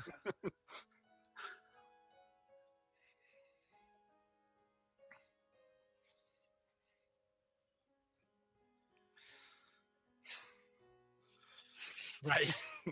Yeah. I mean, you are just a mage with no lockpicks, all by yourself in an enemy stronghold. So It's not like we could have sent anyone in there with him except for maybe Kyle. if you had stealth properly, you could have made it through, theoretically. I mean,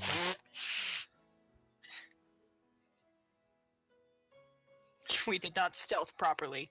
No. Up Yeah. the sneezed you just in an echoey stairwell. all right. Have a good Night. night. Night. Later. Yeah, because when